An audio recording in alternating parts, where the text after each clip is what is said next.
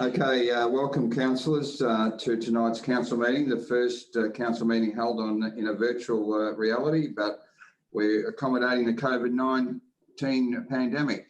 Monday the 27th of April 2020. So we'll start with the opening prayer. We can all stand in our virtual realities. Lord, we ask that you guide us in our decision making, protect us in the community we serve from all that is evil, and strengthen our unity for the welfare of the city. Amen. Amen.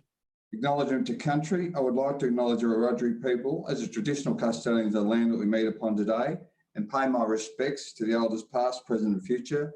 They hold the memories, culture, tradition, hopes of Aboriginal and Torres Strait Islander people that contribute to our community. Thank you. Okay, conflict of interest. The recording of the webcast. Start with this council meeting is being webcast and recorded. By speaking at the council meeting, you agree to being recorded and webcast. Please ensure that if and when you are speaking at this council meeting, you're respectful to other people and use appropriate language. Albury City accepts no liability for any defamatory or offensive remarks or gestures made during the course of this council meeting. An audio recording will be made for administrative purposes. Conflict of interest declarations, I have two. I have one from Councillor Amanda Conn. Nature of conflict is non-pecuniary, less than significant. The brief description is my employer is listed as a recommended funding recipient, and the numbers draft 2020-21 financial assistance budget, agenda item 13.2. The action is not participating in debate or voting. And I have one from Simona Code, non-pecuniary, less than significant. Brief description for the Community and Cultural Grants Submission. I am a director on the Lutheran Aged Care Board. LAC is applying for the Lutheran Aged Care Board is applying for funds. The agenda item is 13.10.1, round 2 community cultural grant recommendations. The action is to remain in the meeting, answer questions on the other items if needed, but will not provide further details regarding Lutheran Aged Care.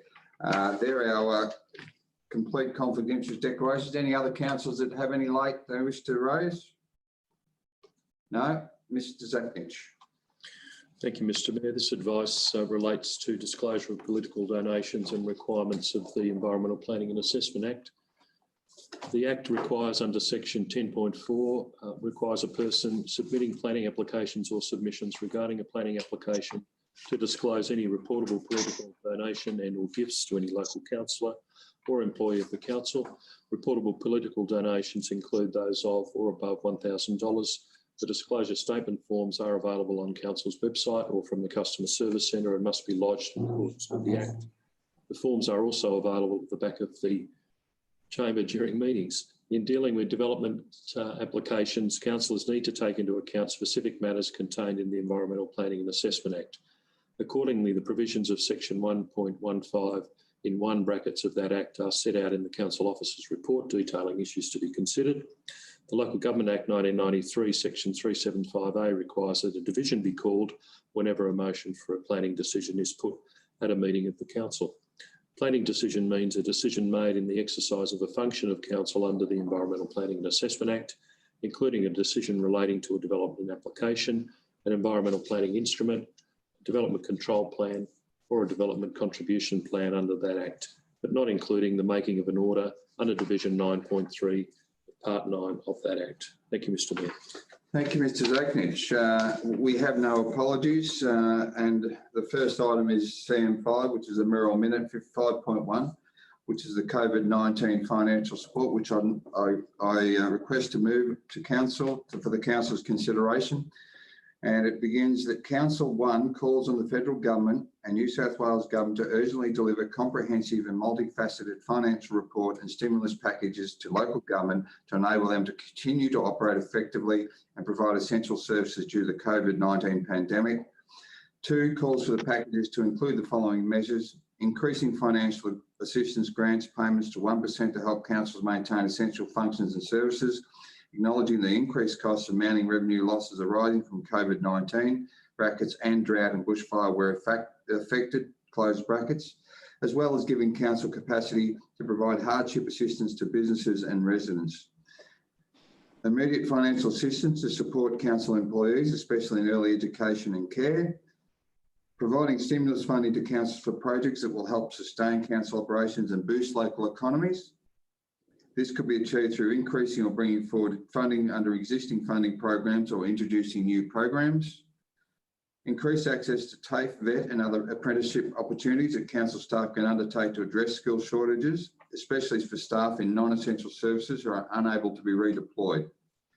3, commends the New South Wales and federal governments on their stewardship during this crisis and commits to work in partnership to protect community health and sustain local economies through this crisis.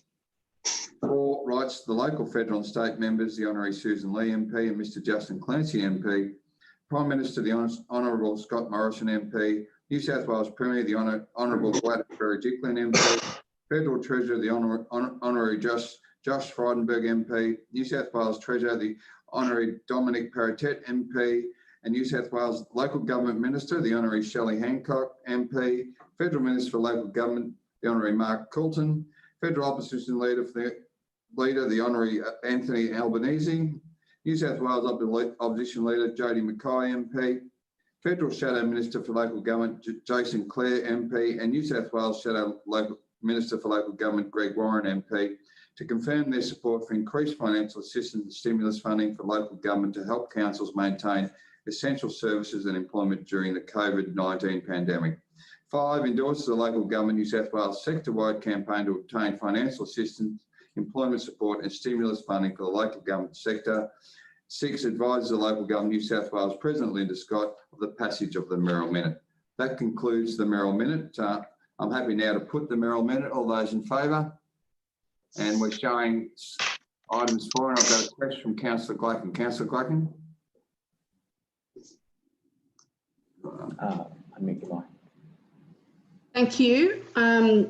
Councillor van der Ven also indicated he had a question, actually. He was prior to myself. It's probably the same question. Should we consider slight rewording of this motion, noting the information we've received over the weekend and follow-up information from the staff today about assistance being provided by the state government? Well, I have checked with Mr Zackington and Ms Squire, and it would appear that the stimulus or the assistance they're providing at the moment is different to what we've requested in this particular minute. So we're confident that it complements what they're already doing. And certainly this is more so confirming or reaffirming the extra stuff we require. So that's really what we've checked on that today and come up with that outcome. I'm sorry, Mr Mayor. Thank you for that information. Sorry, I've got a technical issue. Yes, Councillor Cameron. Are the minutes still intended to be displayed, or the agenda or the Merrill Minute? It's still displayed on my display and I can't get gallery view. Only until we've discussed. Only until we've just finished discussing it and move it, will disappear after that, Councillor Cameron. But So you can the minutes or items to be discussed will be on the screen until we actually need to go into a debate. In this case, we're just taking questions. So that's how can you see when we hold up our cards? Then you can still see gallery view, can you? Yeah, Correct. Yeah, I've got a gallery view. That's why I'm surrounded by computers. Councillor van der Ven, did you have a question? Unmute. Can't hear you.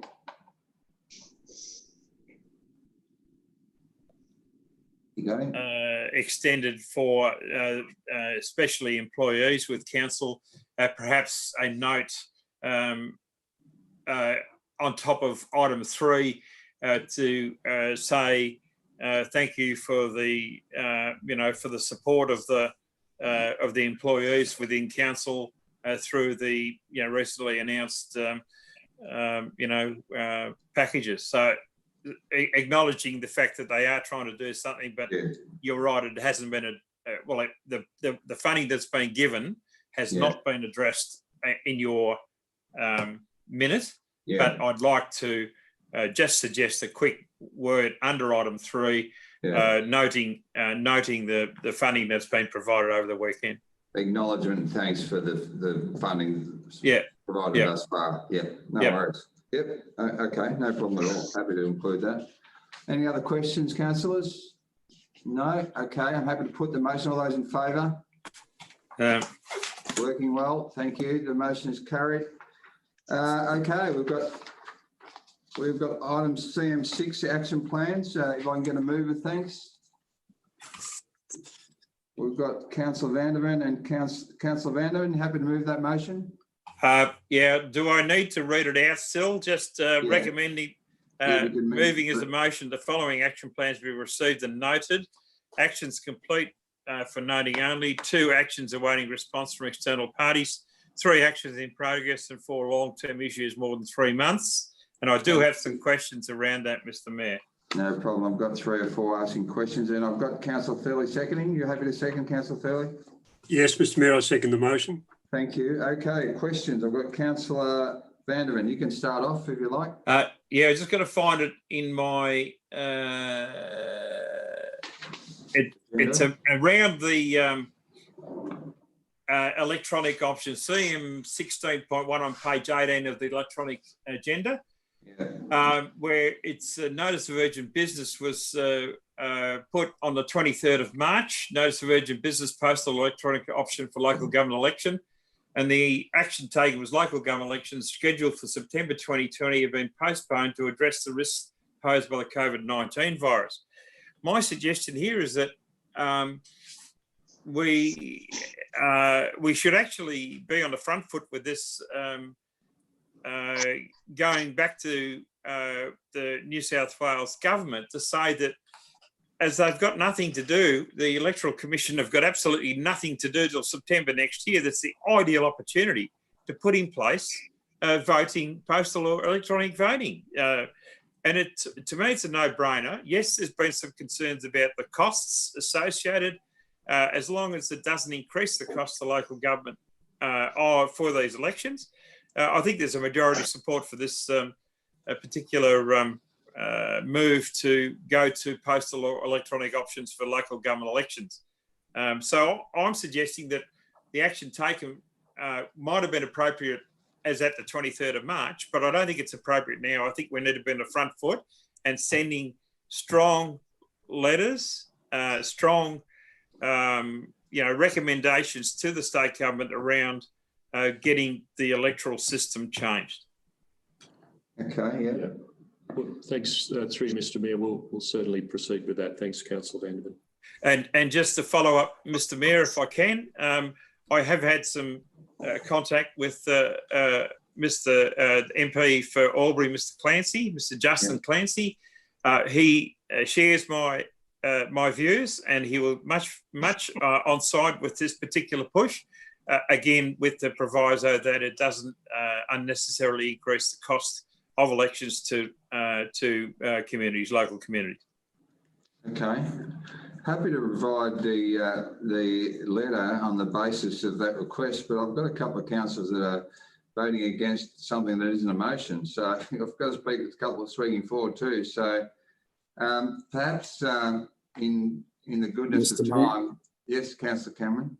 I'm alarmed by what I thought by Mr. Zachnet's comments that they would do as suggested.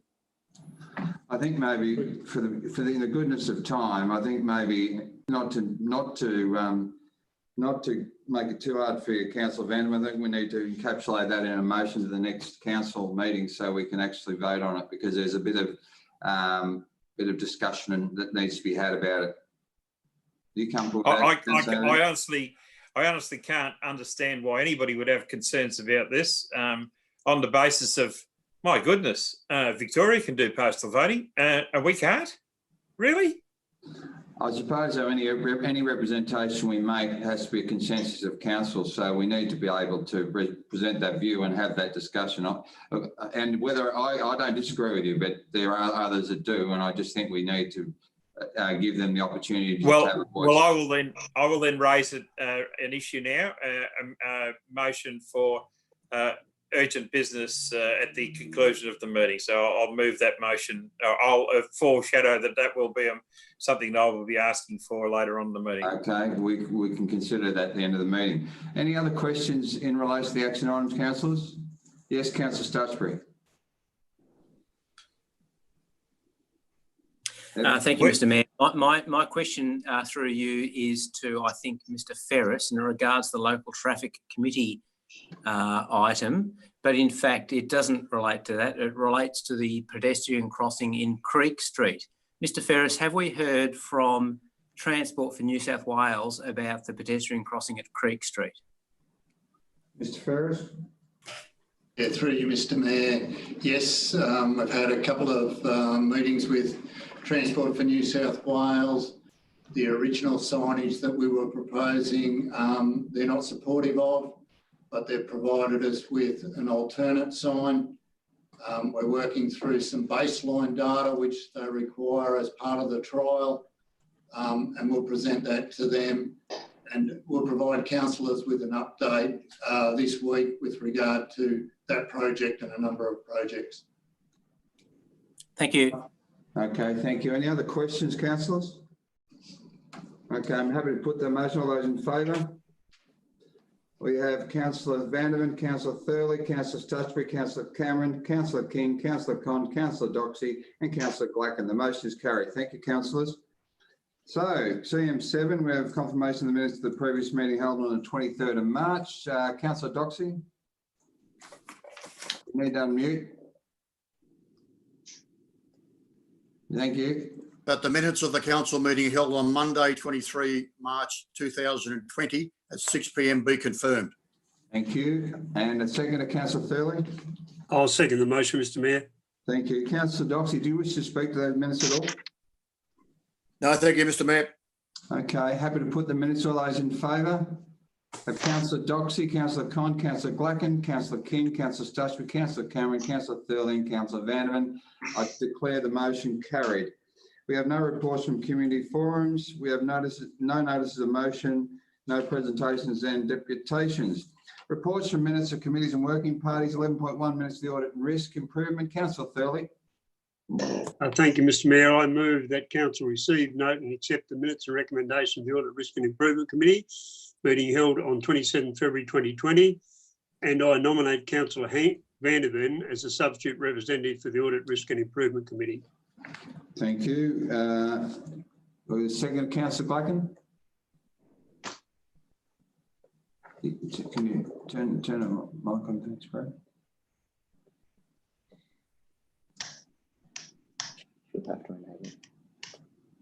Yep. Thank you. Councillor Glacken, happy to second. We didn't hear it for the record, that's all. Thank you. Thank you. Councillor Vanderman, while we're before the speaker speaks, are you happy to accept that nomination? Yes, I am, Mr. Mayor. Thank you. Councillor Thurley, do we start a debate on that particular item? I'd just like to comment very briefly. Until now, we have a new Audit Risk and Improvement Committee. The first meeting was held, and those are the minutes. It seems to be a very well-functioning committee. The one thing we noted was that we don't have a substitute delegate, so if Councillor Glacken and I were not available, they would not have a quorum for the meeting. And so that's why we've come to substitute a delegate. One councillor has to be present, two councillors have to be present for the meeting. One councillor must be present, so that if both Councillor Glacken and I were away, they would not have a quorum. So we've nominated a substitute, and that's why I nominated Councillor Vanderman. Thank you. And the minutes, have they been amended to reflect that so we can put the motion? If we can nominate Councillor Vanderman as a representative, please. It's done. Is it done yet? Okay. Happy to put that motion. All those in favour? We have Councillor Doxey, Councillor Con, Councillor Glacken, Councillor Vanderman, Councillor Thurley, Councillor King, Councillor Stutchbury and Councillor Cameron. The motion is carried. Thank you, councillors. Documents for sealing, CM12. Thank you, mover. Councillor Glacken. Thank you. That council authorises its seal to be affixed to the documents outlined below in the presence of two signatories authorised to affix the seal pursuant to Regulation 400 of the Local Government General Regulation 2005 and the Council seal and management of legal documents and advice procedure. A deed of assignment for lease Oberon Aviation Services Proprietary Limited to J.D. Dawson and J.M. Dawson as trustees for the Dawson Family Superannuation Fund, Lot 5, Albury Airport, file 09/01724. B, deed of assignment of lease MS and LL Beach LL and DJ Dacos, K Dale GW Modra and VH Thomas to Albury Hangar Group Incorporated, Lot 28, Albury Airport, file 09/01738, and C, Albury City Lease to Albury Tennis Association, 591 Hovell Street, Albury, commencing 1 January 2020 for 5 years, file 09/01766. Thank you. Thank you, Councillor Glayton. Seconder is Councillor Thurley. Happy to second the motion, Mr Mayor. Thank you. Councillor Glayton, do you wish to speak to that? Turned off again. No, happy to put the motion. All those in favour, Councillor Doxey, Councillor Con, Councillor Glayton, Councillor Thurley, Councillor Vanderman, Councillor King, Councillor Stuchman, Councillor Cameron. I declare that motion carried. Okay, 13.1 is the COVID-19 Crisis Relief and Recovery Stimulus. Councillor Cameron.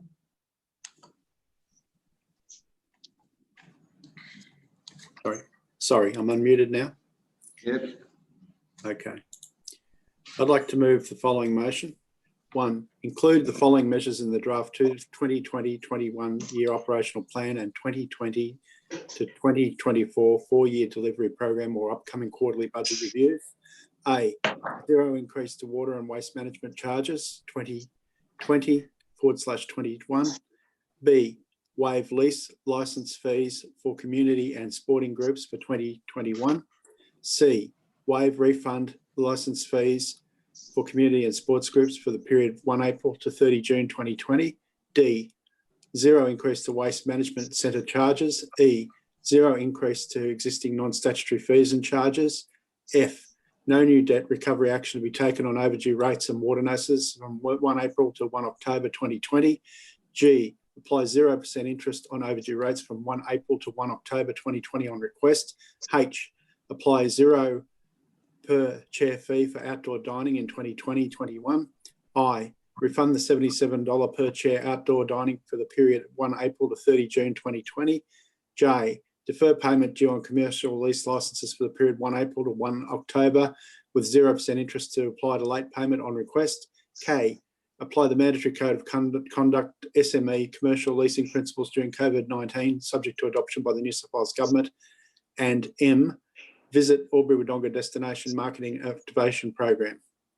2, include a COVID-19 hardship relief program of $3 million in the 2021 draft financial assistance schedule based on an eligibility criteria and conditions as follows. A, applicable to the rating period from 1 April to 1 October 2020.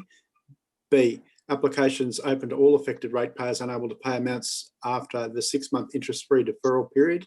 C, evidence by way of a statutory declaration demonstrating a reduction of 30% of income in the 6-month period from 1 April to 30 April 2020 as a direct result of COVID-19 emergency and other assistance assessed during that period. And D, maximum financial assistance of 50% of total rates payable by affected residential ratepayers for the specified period.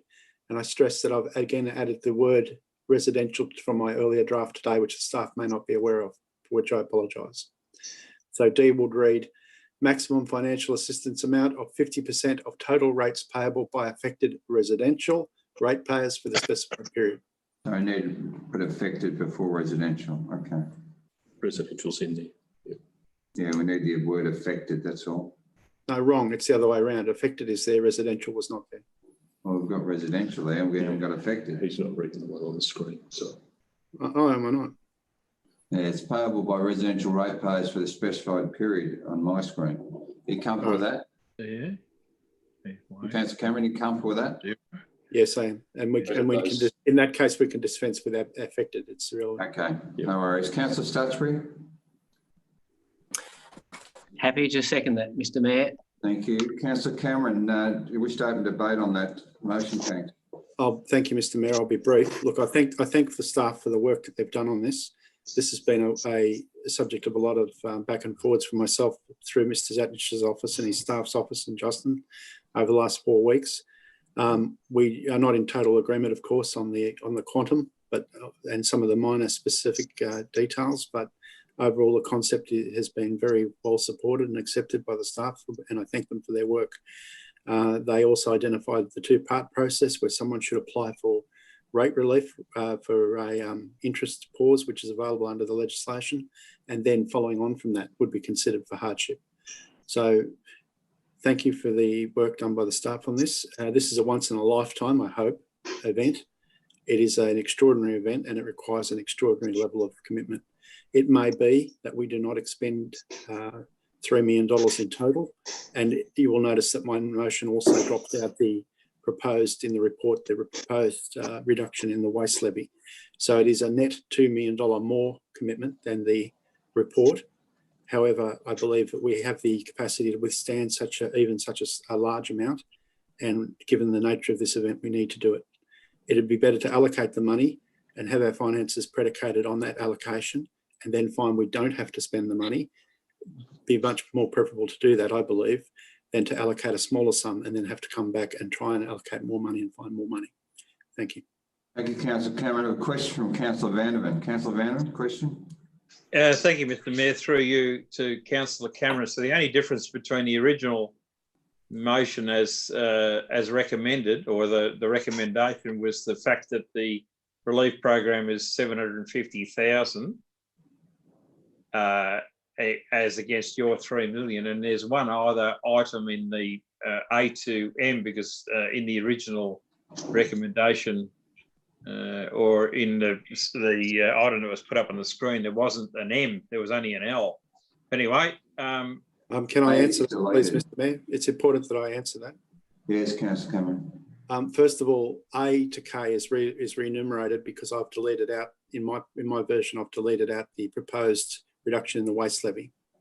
The other change, and with your forensic knowledge of mathematics and my knowledge of how observant you are, I'm surprised you didn't see this, and I should have mentioned it, and I apologise for not mentioning it. In part 2, down in C, yes. Down in D, sorry, it talks about a maximum financial amount of 50% of total rates payable, whereas the report proposes 30%. Yeah, no, I was getting to that. I thought you would. Yeah, no, but the issue for me is, sorry, I'm just going to put that up. I'm doing this for a reason. Okay, probably I might vote for the motion, but I'm doing this for a reason. Okay, so happy to hear the opening debate. Thank you, Councillor Vandervan. Any other questions before we take any speakers for or against? No further questions. Okay, we've had the debate open. Have a speaker against. Councillor Vandervan. Thank you, Mr. Mayor.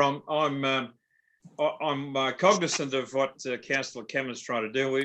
We had the discussion around the quantum of this hardship relief program put in place or over the last 2 to 3 weeks.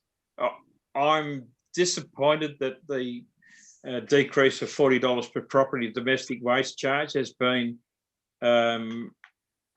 taken out of this, and should this motion fail, I will foreshadow a motion that I'm happy with it. I'm happy to put the $3 million in, but I'm not happy with the $40 per property taken out. So the $40 per property to me was a fair offset to each ratepayer in this city. The $3 million relief fund is only going to be available to those people who apply to it. And I can't see 24,119 ratepayers applying for relief. And if it did, we'd be in a heap of trouble anyway, I think, financially. But be it as it may, I thought that the $40 was fair on everybody. It's not a huge amount of money, but it was fair on everybody, and it was a $1 million cost, which was initially to offset the 2.6% rate increase that we wanted to apply across the board, so we didn't lose out on the compounding effect of that rate increase over the next 10 years or so, which would have cost us in the vicinity of about $12 million. So that's, in summary, that's my reason for voting or for speaking against this particular motion. Would have liked this kept in, and as I said, I'll foreshadow that should this motion fail, I'll be moving to have it reinstated. Even happy at that stage to put the $3 million in as well, because I understand. Rather than having 750 in there and then coming back for a second grab, putting the 3 million in, but I still didn't see anything wrong with having 750 in and coming back for a second grab if we needed to. Thanks, Mr. Mayor. Thank you, Councillor Vanderman. The Speaker for Councillor Stutchbury. Thank you, Mr. Mayor, and thank you, Councillor Cameron, for your worthy amendments to this this motion. Look, I'm going to confine myself to the $40 waste charge, which has been deleted. The COVID-19 disease, the coronavirus epidemic, has not affected everyone directly in terms of employment or income. It's going to increase the unemployment rate. It's certainly going to affect some people, for instance, people who work in restaurants and such like, but it doesn't affect everyone. So therefore, I don't believe that everyone requires the $40 reduction in the waste fee. I think people who are affected significantly by the pandemic, will apply through this program, and the increased amount of $3 million means that we can give people who need the support more support, and people who don't need any support won't apply and they don't get $40 off their waste charge, which I think is fair. Thank you. Just to remind you, councillors, the motion in front of you doesn't include the $40 charge, so there's really no necessitation to debate it unless Councillor Vanderman raises it in a foreshadow motion. So just happy to remind you of that. Any other speakers for? I've got a speaker against. Speaker against, Councillor Clacken. Thank you. I believe the recommendation that we had made available to us from the staff was a good and holistic recommendation.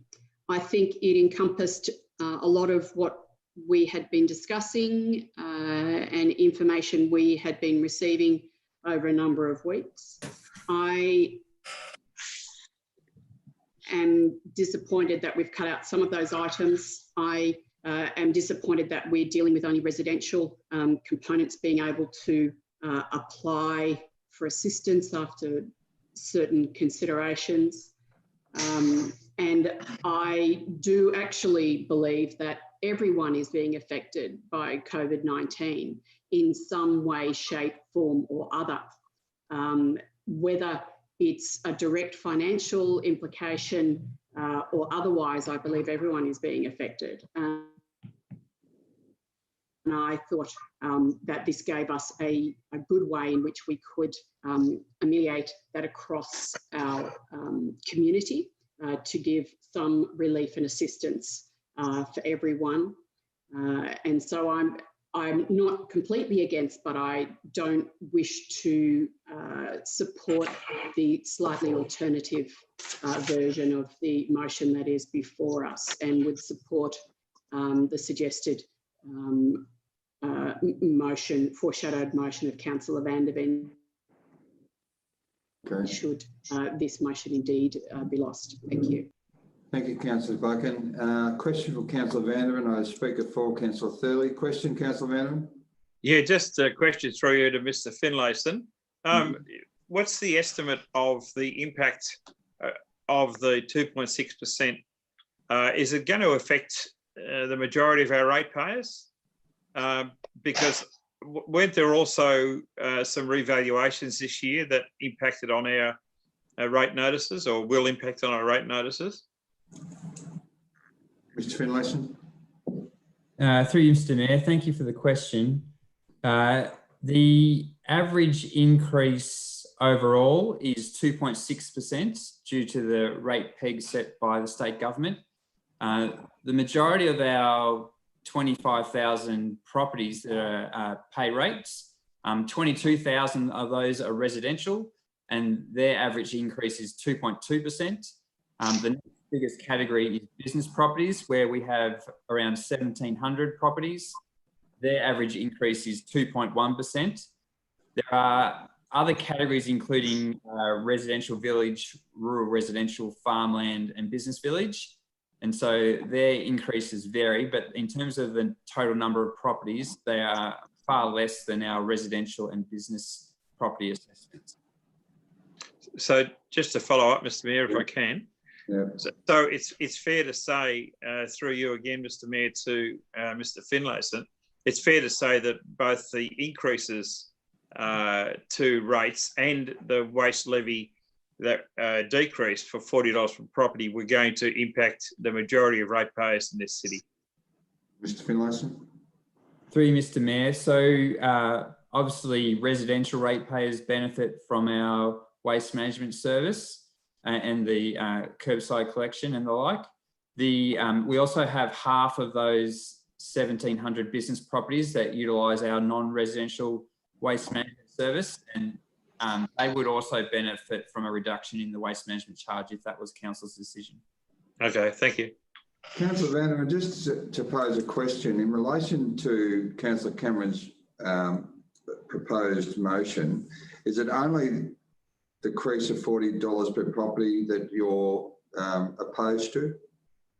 Yeah, that's the only, I think it should be left in there, because the rate increases affect every residential ratepayer and business ratepayer, and the $40 decrease of $40 per property affects every residential ratepayer and some business ratepayer. So the $40 is fair. I mean, Councillor Stutchery mentioned that the COVID-19 wasn't impacting everybody the same. In fact, my business is going pretty well. So, but the issue for me is to be fair to the whole community. We're giving them, we're imposing the 2.6% rate increase, and then the $40 was also for every residential ratepayer of the $40 decrease. So I thought it was a fair offset. And then I'm happy to go to $3 million for the hardship relief program. So for the purpose of getting some clarity and balance into this motion, I'm happy to take an amendment from you for that particular item if you've got a seconder, so we can get that, clear the air on that one so you don't lose it all together. Did you well, I'm happy to move the amendment to it'll have to be whatever the next number is, to the decrease of $40 per property domestic waste charge. It should stay in the motion. Which will be M, yeah? Yep. Okay, so we've got a second, Councillor Glacken. Councillor Glacken, you have a second? You can turn your volume on so we can record it. Okay, thank you. Mr. Mayor, Mr. Mayor, you might ask me if I accept the amendment. I think he was going to. Cameron, would you be interested in accepting that as part of your motion? I'm reluctant to, because it will add $1 million to the cost of this exercise, but pragmatism dictates that if I do, it may well succeed. So therefore I will accept it, yes. Okay, all right. Well, Councillor Vanderman, looks like we don't have to go down that path. Councillor Cameron. Councillor Stutchery, you seconded Councillor Cameron's motion. Are you comfortable with that?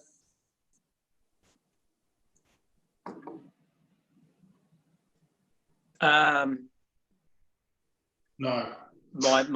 On my own, no, but because Councillor Cameron has reluctantly accepted it, I will reluctantly also accept it. Thank you. Thank you very much. So, Councillor Vanderman, we'll withdraw the amendment and we'll go with that if we can include that in the motion for the purpose of staff. So when we finish the discussion, we can vote on that as part of the motion. Councillor Thurley, you're voting for, you're speaking for, sorry? Just very briefly, Mr. Mayor.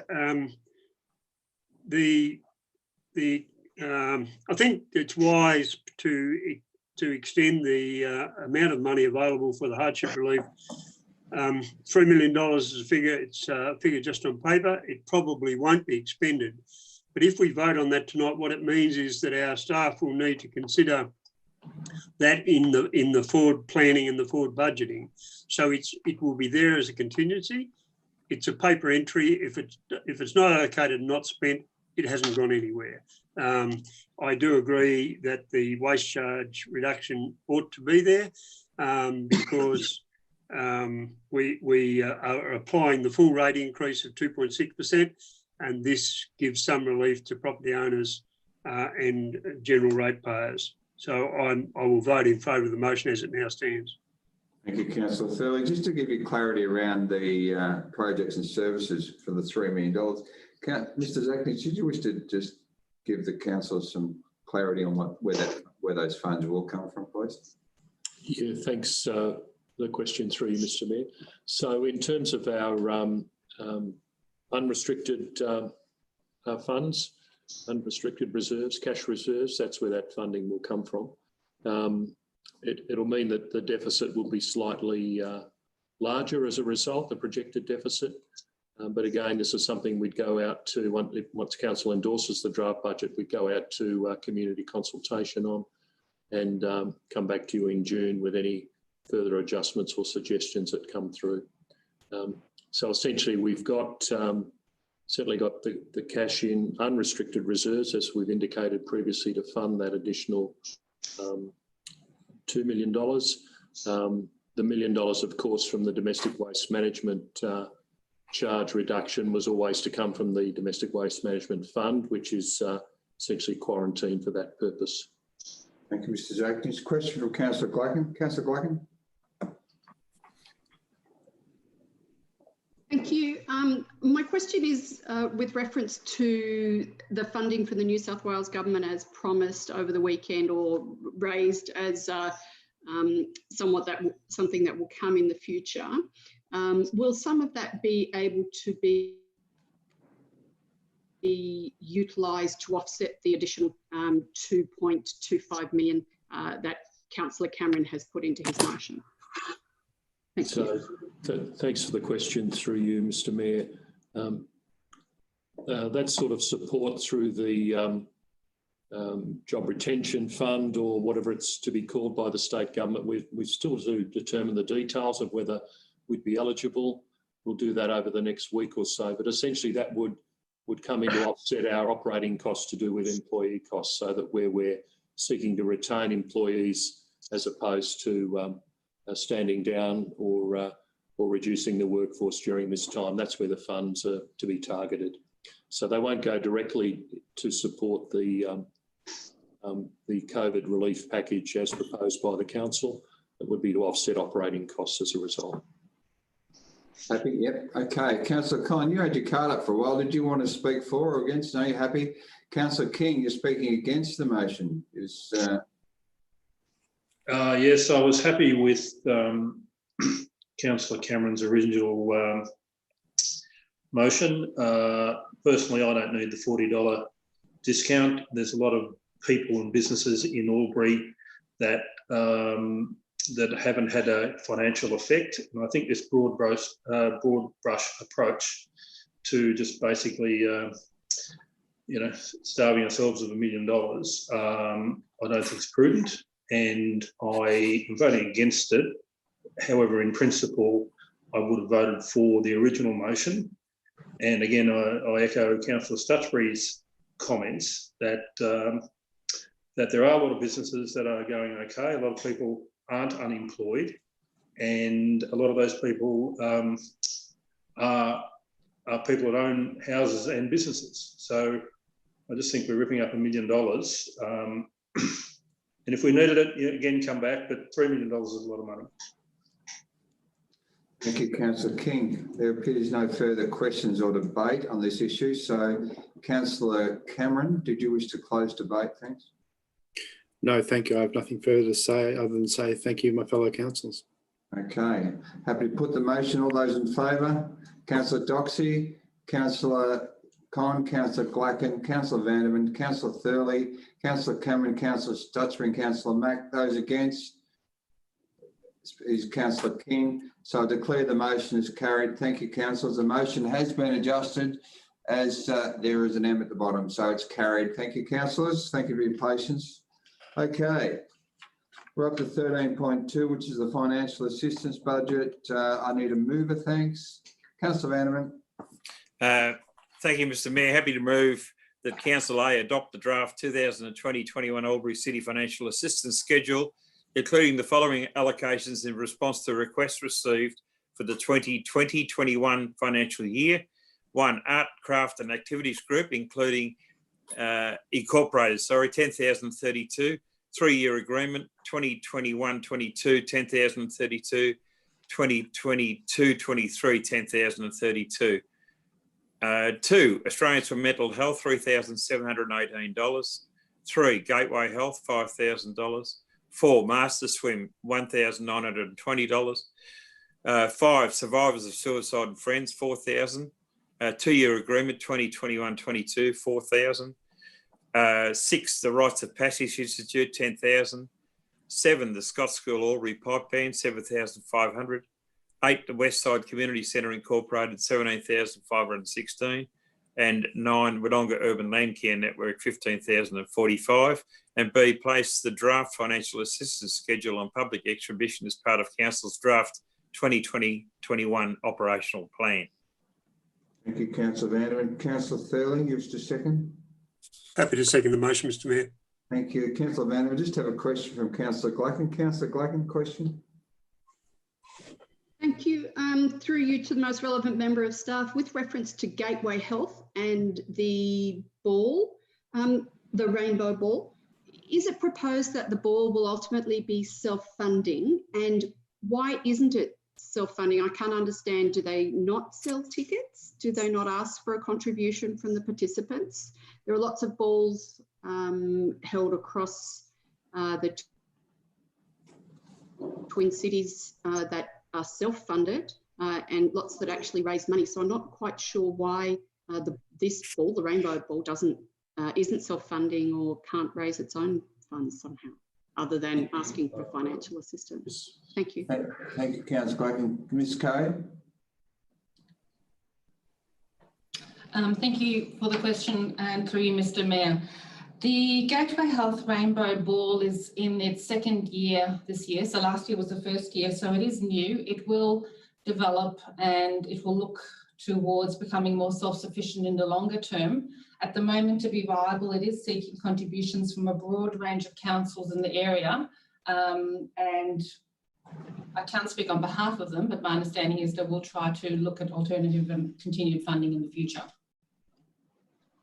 Councillor Glacken? Thank you. Thank you. Okay, we have the opening. Councillor Vanderman, just open debate.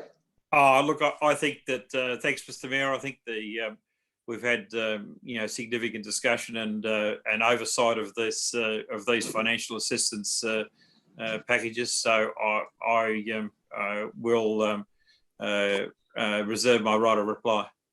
Thank you. Any other speakers or questions? I have a speaker for and against. So speaker against, Councillor King. Yes, I'm speaking just against this, particularly the ball that Councillor Glacken mentioned and the Scott School contribution. I don't think we're in an environment now where we should be supporting these activities when people are lined up around the corner at Centrelink and lined up for food care packages. So based on those two organisations in there, I'm voting against it. Okay. Thank you. Councillor Glacken. Did you wish to speak for? No. Councillor Cameron, you had your card up. Did you wish to speak for? Yes, I do. Thank you. I'll be very brief. I just want to explain that I've changed my position on Scott School and why. I opposed, and I still oppose, the requested funding last year, I think it was, or the year before, where they were going to the Edinburgh Military Tattoo. We were invited to contribute to that. However, in discussions with other people and certainly with Councillor Doxey, it's become apparent to me that this money is intended to enable them to continue to carry out the functions of community support and various organisations in our community and city that they do extra to the Scott School. They don't just do things for the Scott School, they do things for many community groups, including the RSL and Remembrance Day functions and other similar organisations. So on that basis, I think a person should be prepared to change their mind when they get new information, as Maynard Keane said. Kane said, and accordingly I have changed my mind, and I'm not embarrassed to do so. Thank you, Councillor Cameron. Councillor Thurley, speaking for? Very briefly, I'll speak for. Certainly, COVID-19 has caused a lot of hardship in the community, but these groups are essential for the morale and well-being of many people in the community. The arts and crafts groups, some of them can't meet in their normal ways, but lots of this stuff will go ahead later this year. And I believe that coming out of COVID, a lot of this stuff will be necessary to reinstate morale and get people back together. So I totally support this. Thank you, Councillor Thurley. Just a question from the Chair to Ms Code. I just want to know, with relation to item 2 and 5, it says in the applications that no approach, or that where it mentions was anyone else approached in relation to this funding, that they hadn't approached Wodonga City Council. Is that correct? Is that as you know it? Thank you for the question through you, Mr. Chair. Are you referring to Australians for Mental Health as item 2? There's item 2, which is Australians for Mental Health, 3,718, and there's item 5, survivors of suicide and friends. Certainly both of them have been looking at funding from outside councils. Wodonga Council has similar grant funding opportunities, but their criteria is different. So sometimes the approaches aren't made because when they read about the criteria, they don't necessarily fall within them. That's my understanding about why formal approaches haven't been made in the past. Okay, so I just want to flag that under the 261 community platform, we will be approaching them, because I think mental health knows no boundaries, and I know the survivors of suicide and friends did hold a night over in Wodonga on an alternate year, but they haven't been back, so we'll be making representation. Okay, so Councillor Vanderbilt, I think you moved it, did you not? Yeah, I did, Mr. Mayor. Just have a brief closing debate. Councillor Thurley, in my view, summed it up from the point of view that you know, when this is all over, these organisations will need the support that we can provide. I think it's proven, especially with the school, that we didn't provide that funding for, I think it was maybe new uniforms a couple of years ago, and which in my view was disappointing, but I argue strongly that we should be doing it. I think there's an opportunity now to redress that, what I consider to be a mistake, on the basis of the massive positive publicity that Albury got due to their participation at the Edinburgh military tattoo. So from that perspective, I'm happy to have that included and supported by Councillor Cameron, as he so kindly said earlier. Thanks, Mr. Mayor. Thank you, Councillor Vanderbilt. On that note, I'll put the motion. All those in favour of Councillor Doxey, Councillor Vanderbilt, Councillor Thurley, Councillor Glacken, can't see Councillor King. Councillor King, no, he's not in favour. Okay, 1, 2, 3, 4. And myself speaking for. So Councillor Thurley, you for this motion, Councillor Thurley? Yep. So just reaffirming, Councillor Vanderbilt, Councillor Thurley, Councillor Glacken, Councillor Stusbury, Councillor Cameron and Councillor Mack are for, and those against, Councillor King and Councillor Conaview not voted either way. Is that correct? Not voting. I declared a conflict of interest. Oh, that's right. Yeah, I forgot. Sorry. Sorry about that. So we are all done. So that motion is carried. Thank you, councillors. Okay, so 13.3, the draft Albury City Community Fund budget. Mover, thanks. Councillor Thurley. Thank you, Mr. Mayor. I move that Council A adopt the following draft 2020-21 Albury City Community Fund budget allocations, including GST. 1, Albury Small Ball Rifle Club, $2,500. Albury Thunder Junior Rugby League Club, $75,000. Albury Wodonga Equestrian Centre, $4,780. Hockey Albury Wodonga, $150,000.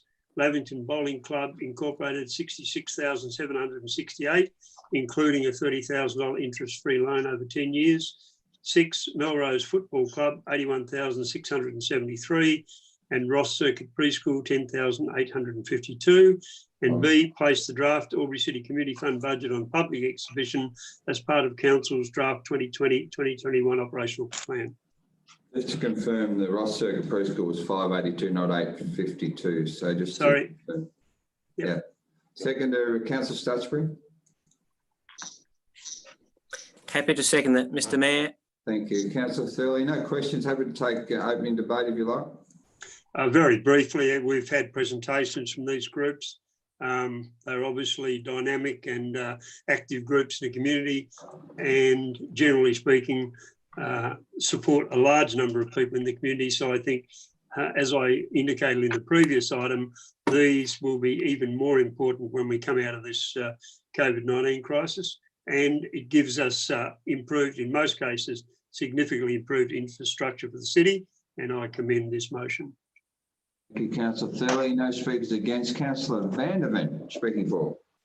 Just briefly, Mr. Mayor, I think it's another fantastic example of the number of community groups, at least, council infrastructure, putting their money, putting their own money up through the raising funds through their own devices and willing to spend that to improve the facilities they use. But at the end of the day, it's a facility of Albury City, and to have them come up with the amount of money that they have to help improve these facilities is amazing. So I commend all of them for the work that they continue to do for our community. Thank you, Councillor Vanderman. There are no further questions or debate. Councillor Thurley moved it, didn't you? Yep, Councillor Thurley. No, thank you, Mr. Mayor. It's fine. Okay, happy to put the motion. All those in favour? I have Councillor Doxey, Councillor Conn, Councillor Vanderman, Councillor Thurley, Councillor King, Councillor Stutchbury, Councillor Black and Councillor Mack. The motion is carried. Thank you, councillors. Okay, we're up to 13.4, the draft operational plan. Thank you, Councillor Thurley. Wish to move it? Yes, Mr. Mayor, I move that Council adopt the draft 2021 operational plan, the draft 2020-2024 four-year delivery program, and the draft long-term financial plan 2020-2030. B, place the draft plans on public exhibition for 28 days, concluding on Friday, 29th of May 2020. And C, consider any submissions received at a meeting of council to be held on Monday, the 22nd of June 2020, prior to final adoption of the plans. Thank you. Councillor Doxey. Happy to second, Mr. Mayor. Thank you. I just have a question, Councillor Thurley, before you open debate. Councillor Vanderman. Just assuming, obviously, that in the body of the debate, it talks about the $7,500 or $750,000 COVID-19 hardship relief, and obviously those figures are going to be amended on the basis of the motion that we passed earlier. Mr. Zachnich. Yeah, thank you. I was just going to mention through you, Mr. Mayor, could we add the words after dot point A, after the word 2030 in brackets as amended? Happy with that, Mr. Zachnich and Mr. Mayor. Thank you. Okay, Councillor Thurley is happy with that. Who was the seconder? Yeah, I am. I'm happy with that. Okay, thank you. Okay, so Councillor Thurley, did you wish to open debate on that? Look, we've debated long and hard this program that's going to go out. I think we've done a pretty good job. The staff have really done a good job. It's now out to the public to see what our ratepayers and residents think of it. Thank you. Question from Councillor Cameron. Councillor Cameron. Thank you, Mr. Mayor. Look, I should know the answer to this, but just to refresh my understanding, this is the whole of the budget document, including the draft new initiatives. Mr. Zachnich. Through you, Mr. Mayor, that's correct. Thank you. Any further questions, Councillor Cameron? No. Okay, I have a speaker against. Councillor Cameron. Look, I'm afraid it falls on me, and I reluctantly to try and move an amendment in one item of detail.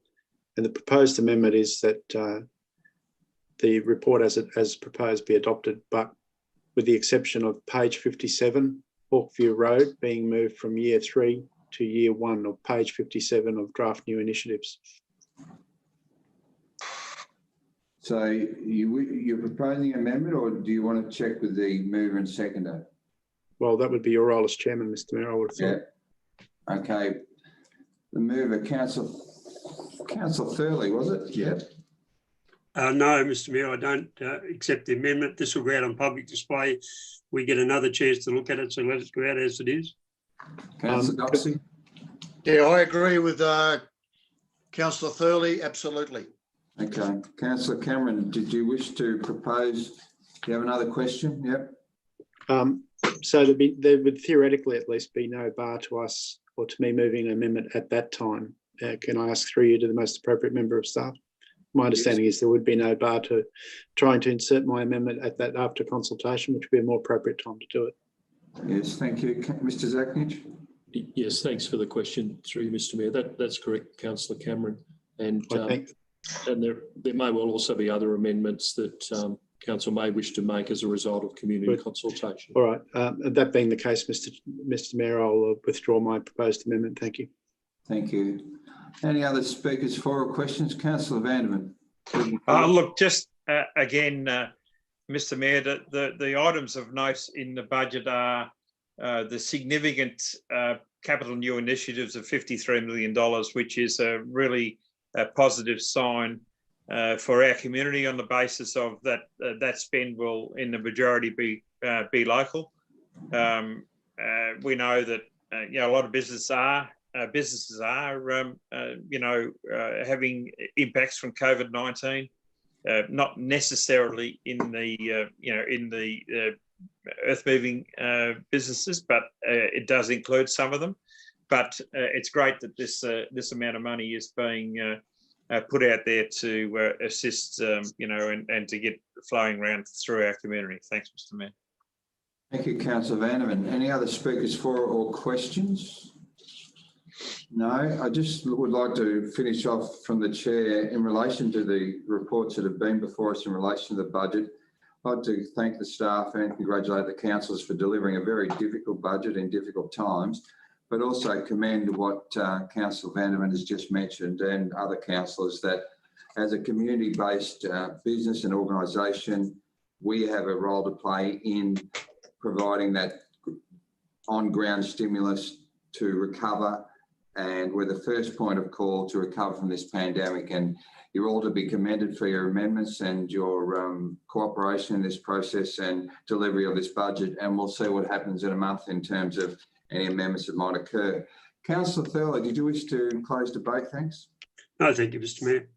Okay, happy to move the motion. All those in favour of Councillor Doxey, Councillor Vanderman, Councillor Thurley, Councillor King, Councillor Stutchbury, Councillor Con, Councillor Cameron, and Councillor Glacken and Councillor Mack. The motion is carried. Thank you, councillors. Okay, 13.5, development application 10.2018.36091.1. Councillor Stutchbury. Thank you, Mr Mayor. I would like to move this motion with an amendment, and the amendment is to attachment 8 to the report, which is the development consent. So I'll begin with number C. We've added it as B. B. Yeah, to B. It's an amendment to B, which is the development consent, which is attachment 8. Yeah. So I would like to move. Yep. You can read the full motion, thanks. Yes, I certainly will. Thank you. Council A, receive and note the contents of this report, and B, grant development consent to development application 10.2018.36091.1, proposing the subdivision of lots 87 and 88 in DP 753, 329 and lot 102 in DP 776149, addressed as 90, 108, 150 and 154 Pastoral Lane, Willinga, into 30 Torrens freehold title lots subject to the conditions contained in the draft determinant included as attachment 8 in the report. And the amendment is that in attachment 8, that the applicant is required to seal existing Kaiwana Road from the intersection with the proposed new road to the northern boundary of the property. This is to be designed in accordance with the requirements of Council's engineering guidelines for subdivision and development. Details are to be provided with the application for a subdivision works certificate. Thank you, Councillor Stutchfield. Seconder, thanks. Councillor Cameron. Councillor Cameron, do you wish to confirm that for the audio? Thanks. I'll second it. Thank you. Thank you. Councillor Stutchfield, do you wish to open debate on this item? Thanks. Yes, thank you, Mr. Mayor. I would just like to begin by saying that I really like this development. When I first saw it in its preliminary arrangements several years ago, I thought that it was a good development. Tabletop is an area where block size is bigger. There's a lot of, well, there was not a lot of good 10 to 25 acre blocks available and bigger ones if people wanted. And this development gives varying numbers of block sizes, some of which are in fact very large. So I like the development. I have no problem with the DA at all. My problem is with the roads, and this has been brought into sharp light recently with the Hawkesview Road issue. I think from this point onwards, it's very important for council to no longer approve DAs that don't include sealed roads. If we fix the problem now, before the DA has been given approval, then we won't have a problem in 1, 3, 5 or 10 years' time when residents start complaining about dust and unsealed roads, etc. So let's solve the problem at the beginning, right now, before we approve this DA and get the road sealed. Now, it's my understanding that the internal roads of this DA will be sealed, but there's about 2 kilometres of Kyoana Road from Tabletop Road to Pastoral Lane, which is unsealed, and there's absolutely no point having sealed internal roads in the development if the main road to the development is unsealed. So let's solve it now, get that road sealed and get the development up and running. Thank you. Councillor Stutchfield, 2 questions from Councillor Glacken and Councillor Vanderman. Councillor Glacken, question. Thank you. 2 questions, please, Mr. Mayor, to the most relevant member of staff. The first one is that somewhere in the document that is the substantive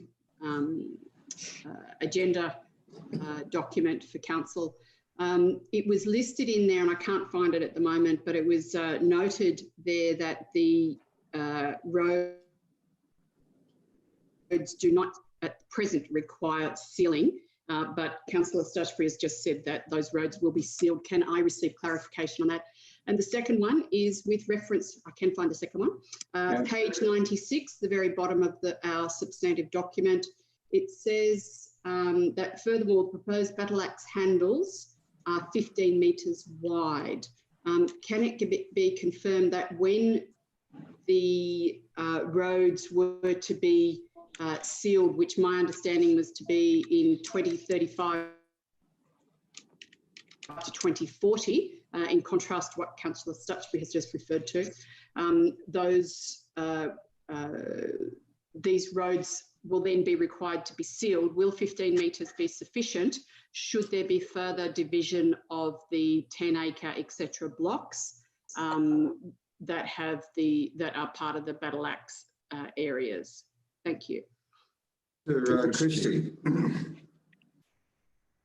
Thank you for the question, and through you, Mr. Mayor. And the first question regards the internal road.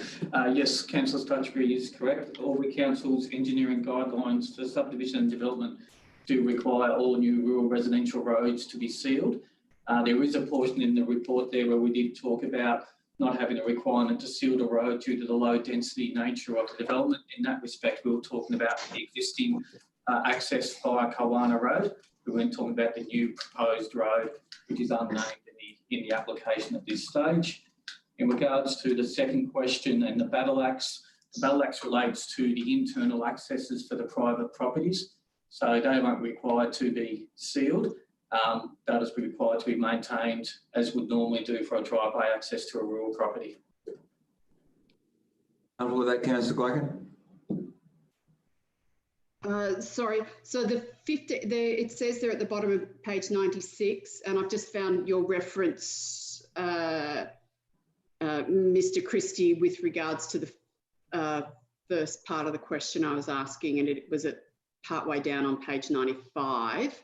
But the other one, the 15 metres wide, will that be sufficient should those blocks be further divided in the future? Will 15 metres be sufficiently wide for those roads as access, whilst they're currently battle axe access roads at the moment, if they were further divided? Thank you. Thank you. Mr. Christie. Again, thank you for the question, and my apologies for not answering that fully, Councillor Glacken. In regards to it, at the moment, Council's requirements or minimum lot size for this area is 10 hectares. So at the moment, there's no future subdivision potential in any of these parcels down there. The larger parcels that were alluded to by Councillor Stutchbury earlier, over 100 hectares, are in the environmental zone. They also don't have any further subdivision potential at this stage. If Council did go to I guess, create a smaller minimum lot size than the 10 hectares at this point in time into the future, there would be the ability on a 15-metre wide battle axe handle to at least create an additional access or two. But at this stage, there's no potential for that to occur.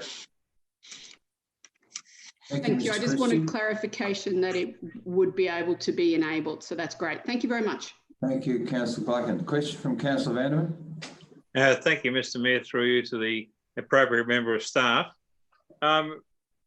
Councillor Stutchbury mentioned that there was approximately 2 kilometres of unsealed road on Kaiwana Road. Whose responsibility is that to seal it? Is it the developer's responsibility or council's responsibility? And what cost would it be to seal that particular 2 kilometres of road? Okay, two questions. Question for Mr. Christian, probably Mr. Ferris. Okay, Mr. Christie, do you want to start off by discussing the responsibility for the sealing of that road? Thanks. And thank you for the question, and for you, Mr. Mayor. In regards to the first part of the question, it's around between about 130 and 150 metres to the northern boundary. For the remainder of the sealing of Kaiwana Road, that adjoins land that's zoned residential R1. And it's the opinion of staff that when that land gets developed, then it's most appropriate for that to be sealed at this point in time, when that area to the north gets developed into larger residential blocks. Yeah, and Mr. Ferris, we're talking about 150 metres of road. Councillor Vanderman wants to know how much would it cost to seal 150 metres of road, or the entire road, Councillor Vanderman? Well, both probably, and who's responsible for it? Thank you. Mr. Ferris? Through you, Mr. Mayor, we'd need to take that on notice, the actual costs, but just some comparisons, I suppose.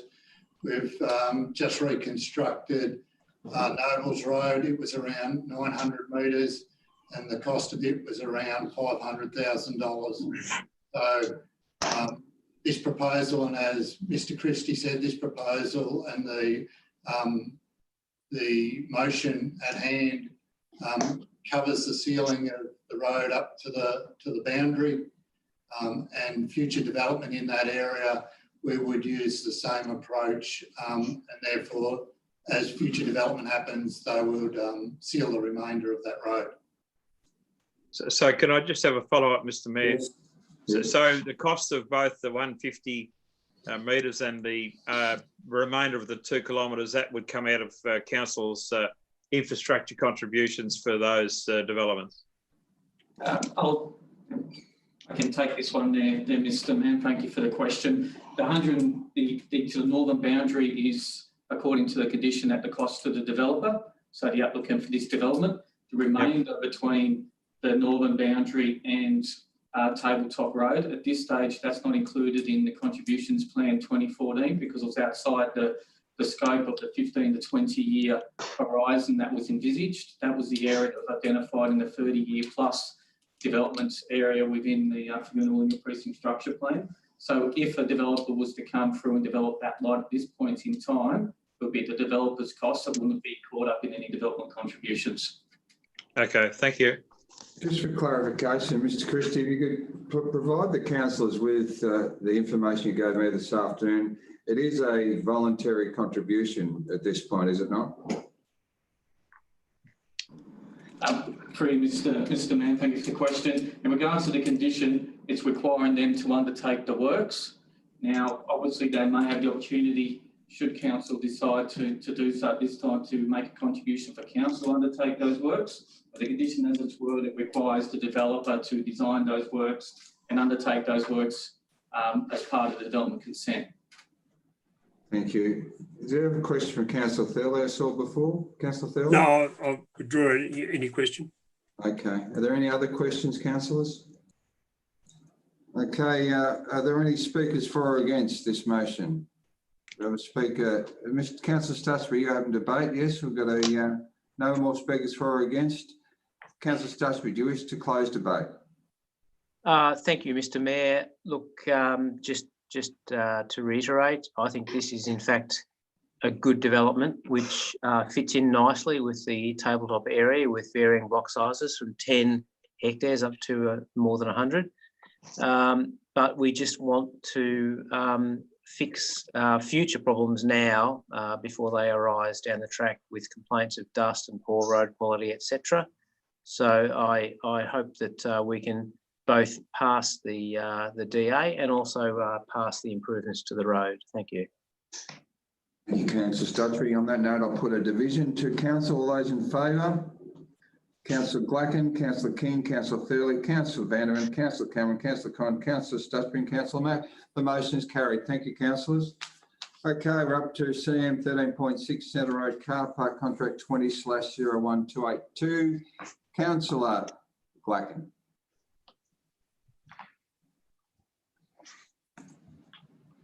Thank you, Mr. Mayor. Through you to move the recommendation as a motion that council accepts the tender from Hurst Earth Moving Proprietary Limited for contract number 20/01282 Lavington Sports Ground Redevelopment Central Road Car Park for the lump sum amount of $679,843.48, including GST, and at the appropriate time would speak for that.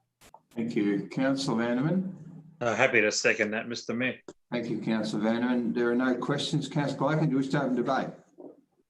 Yes, thank you, Mr. Mayor. I read the document, read all my documents, but I read this document particularly this evening. I knew I was doing something wrong. In particular this afternoon, and noted the way in which the recommendation was dealt with, noting the tender value and the tenderability of the 4 applicants, and noted, as I had recalled, that Excel Grey Brunei, whilst they became, they were at the top of the list with regards to costing, they are being heavily utilised at the moment. Noting many aspects within our community, I agreed with the staff recommendation that we should support the second very close tender application, Hurst Earth Moving Proprietary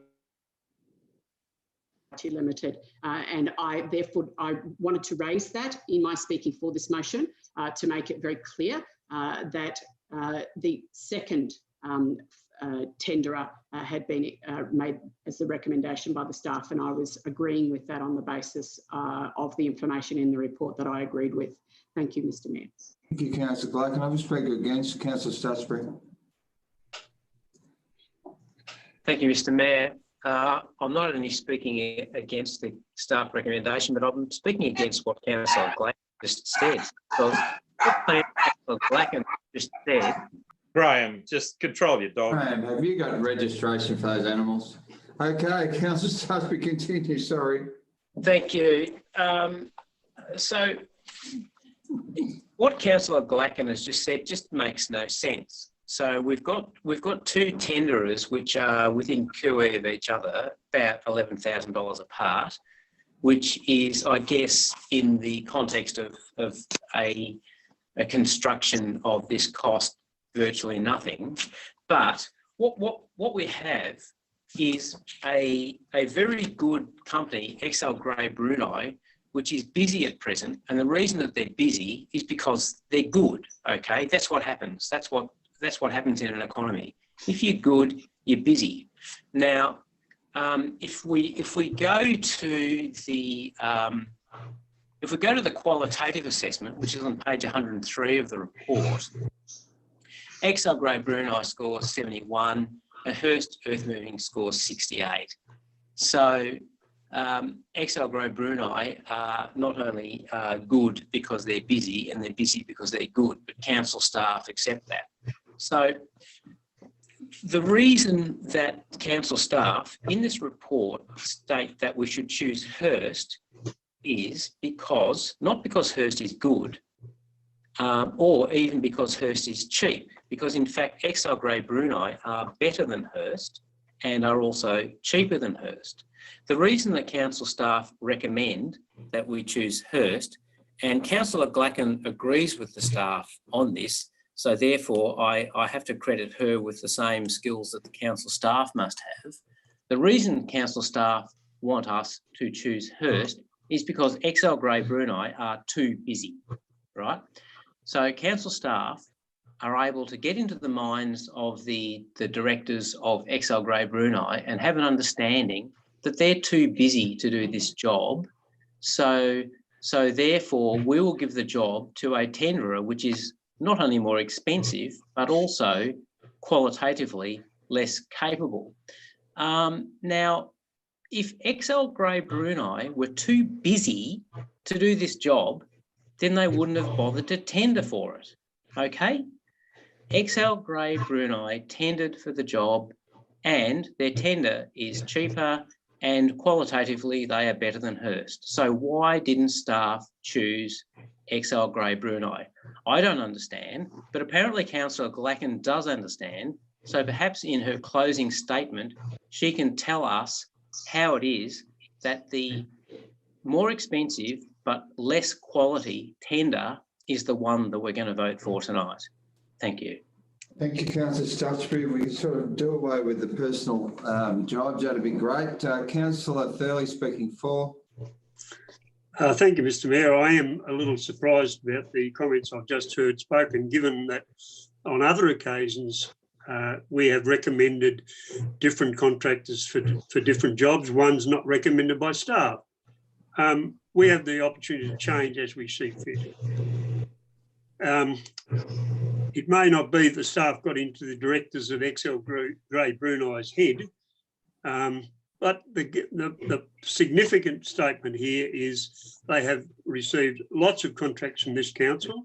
We have a lot of earth-moving contractors in this city, and we'd like to see them all viable because that means competition, and overall it will mean lower prices in the long run. XL Grey Brunei's price was 2% higher, sorry, Hearst was 2% higher, insignificant in a contract of $668,000. Qualitatively, they were only marginally below, but the words in the report said that council are happy with the quality of their work on previous occasions, and I see no reason at all to go against the council staff's recommendation. Hearst Earthmoving can do this job well. XL Grey Brunei are doing pretty well in the community. I don't think we're punishing them. I don't think we're doing anything other than looking at a practical solution. We've got a company, we want them all to be viable, and I think the contract should go to Hearst Earthmoving as recommended. Thank you, Councillor Thurley. There are no speakers against, so I have another speaker for Councillor Vanderven. Another question, sorry, Councillor Vanderven from Councillor King. Councillor King, yeah. Councillor King. Yeah, just a quick question to the relevant member of staff, just in regards to the qualitative assessments for a lot of these companies. They all seem to vary between respective tenders that they put in for, and they can vary by 10 to 15%. How over a week or a month or 2 months does their actual quality vary by such a difference and give them such a different score? Mr. Lawson or Mr. Ferris, which one would like to have a go at that question? Mr. Lawson? Yeah, thanks for the question. Through you, Mr. Mayor, I'm happy to take the question. Yeah, look, it really just depends on the type of contract. So whether that contractor has experience in undertaking those similar works, also dependent on the submission at the time, and I guess the preparation of that submission, the content with regard to methodology, program. So there's a number of factors, I guess, that go into the assessment criteria to come up with the final weighting. So it does vary, just dependent generally on the program and the quality of submission. Thank you, Mr. Lawson. Are you happy with that response? Follow up. Yeah. Follow, Mr. Mayor. Yes. Yeah, I'm not quite getting what Mr. Lawson's alluding to. I mean, these qualitative assessments can make or break a tender across all the people that put in for it. I just can't understand how this is again probably the bureaucracy of how the council does things. Is they have to go through this whole process and methodology and the way they're going to do this and the way they're going to do that. And it's a huge document. Then it gets someone that has to read it and mark people down or mark people up. Yet these other companies are continually doing work for the council. So as for their quality, it should be something that, yes, they do a good job. Yes, they finish on time. Yes, we've had very limited defects or we've had a lot of defects. I mean, that should be like a yearly score. It shouldn't be something that every single project has where it then can adjust in the tune of 15% within a week or a month or a couple of months. What's the question? Well, the question is I don't accept the fact that you can do a car park 2 months ago and then you do another car park or assess for it now, and your quality of stuff can vary. How is it that there's such a disparity? And with that disparity, can either put someone over the line to win a contract with us, or it can knock them out. Mr. Lawson? Yeah, through you, Mr. Mayor. Again, thanks for the question. Yeah, I guess I just go back to my previous comment around the type of project. So it really is dependent on whether that contract has undertaken similar type contracts. So, for example, something like a Wagga Road, the scale of Wagga Road and the type of project, the type of traffic that's involved, the amount of traffic. If a contractor put in for that hadn't had experience or displayed experience in that type of project, they may score less favourably than someone else. Similarly, if they've undertaken a number of drainage projects but never done pavement works, then they may not score as favourably as someone else that had. So it is dependent on, in a large component, the type of work that's being undertaken, but also in the quality of submission and the time that they've put into their particularly program methodology. And also with the referee checking around other contracts that have been undertaken of similar type and whether referees have been submitted so that we can assess that quality of work. Thank you, Mr. Lawson. Councillor King, any further questions?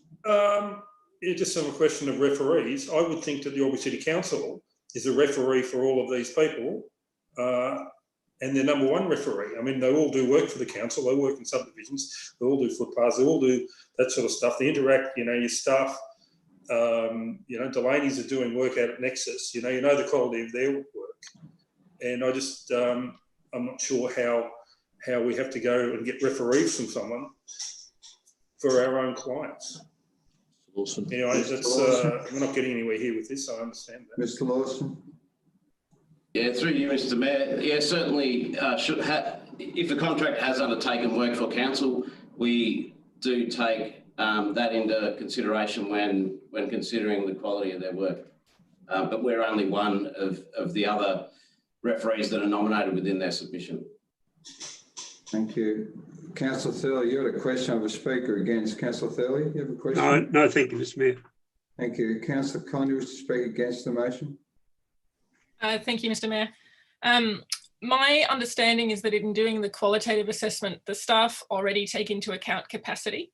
So having already taken into account capacity, the qualitative score was still lower. So I don't understand why we're assessing capacity twice. It was taken into account in the qualitative score, but we're kind of doing it again as an add-on. Look, $11,000 odd is about 2% of this tender. It's not high as a percentage, but that's a meaningful sum of money to most members of our community or most community organisations. Then one of the next items we're going to look at on the agenda is the community cultural grants, where people applied for the, $2,000 or $3,000 and were proposed to be rejected by this council. So I don't think the fact that it's only 2% means that we can't consider that amount of money to be substantial. Other councillors have suggested that we need to be keeping businesses viable, but it's not our job to keep private earth-moving businesses viable. It's their job to submit tenders that are competitive, and it's our job to get value for money for our ratepayers. So I'll be supporting Councillor Stutchbury and voting against this motion. Thanks. For the purpose of business and the meeting practice, is anyone going to propose an alternative motion if this is lost at this point? Councillor Con? Sure, I'll do that. Thank you. Councillor Vanderman, you wish to speak for the motion? Yes, look, contrary to Councillor Con, my focus is on making sure that there is viability for all of our contractors, earth-moving contracts post-COVID-19. We've got a fantastic $53 million in capital infrastructure projects on our book that will provide plenty of opportunities for all of our contractors to tender and hopefully be successful with one or more of those particular contracts. But from my perspective, this when we're talking about 2%, it's actually 1.67%. That is the difference between the two contractors. And I think even in our own policies, we are able to, or we do, consider that amounts within 2% are considered to be, for all intents and purposes, equal amounts. So there was only 1 or 2, I think maybe 3 percentage points difference in the qualitative. So I'm happy to support the motion as it stands on the basis of the fact that Extra Grey Brunei have been on the successful end of quite a few large council contracts, and we're talking Wagga Road, I think, was in excess of 4 million. There was another one not so far away, I think it was in excess of 6 million. So we're looking at one here that's 670 odd thousand, well within the budget of what council thought that they would cost. So we're actually saving 220,000, and for some of the councillors to suggest that we shouldn't be voting for this, it's going to cost us 11,000. I just remind those councillors that maybe they need to look back at the last 3 years of tenders that they've awarded that have been against the staff and have cost us millions of dollars, not 11,000. Thanks, Mr. Mayor. Thank you. Point of order, Mr. Mayor. Point of order. Councillor Stutchbury, what is your point of order? Could Councillor Van der Ven please provide proof and evidence of his recent allegation? Councillor Van der Ven, are you able to provide proof of that statement in relation to the millions of dollars? Absolutely, Mr. Mayor. We're happy to go right back to square one and document each one of the council decisions that have finished up costing us millions of dollars. Okay, so for the purpose of the meeting process and moving forward, are you happy to share that online with councillors or at some other point? Yes, happy to take it on notice. Obviously, I don't have all of the information directly to hand, but rest assured, Mr. Mayor, I will be providing the information to all councillors, including the number of people who voted for it and the councillors who voted for each one of those particular contracts that have cost us millions of dollars. Thank you, Councillor Vanderin. Okay, Councillor Cameron, did I see a red flash there for yes, speaker against? Thank you.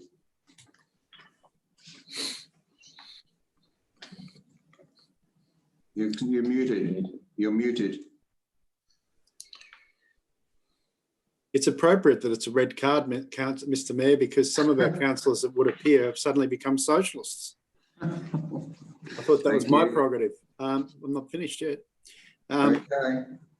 You know, look, I'll echo the comments, and I'll put it very succinctly. We have a fiduciary responsibility which is put on us. One of the roles of a council articulated in the council law, articulated in the Act, and it's to provide good value for money and fiscal responsibility.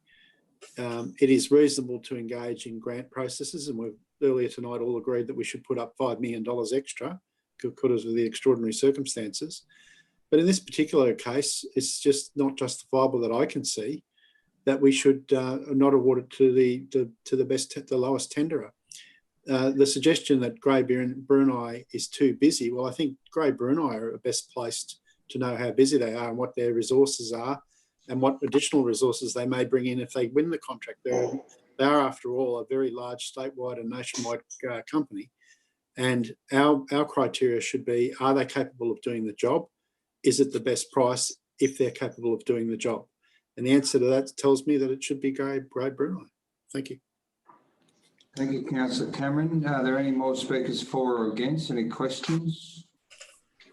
No? Well, just to speak to this motion, I'd just like to speak in relation to Councillor Vanderin's point. Now, in terms of the 2% and in terms of the fairness of this process, whilst I accept the councillors are saying the 11,000 is an amount we need to consider, I also think in terms of this particular project, it is a minor adjustment in terms of the cost of the project. And I also think personally we should be sharing the work across our footprint, given that everyone's being impacted by COVID-19 and by current situations with contracts. So I just I'm a little bit undecided at this point, but I'll be listening to Councillor Glacken when she sums up her debate. Councillor Glacken, would you wish to close debate? Thanks.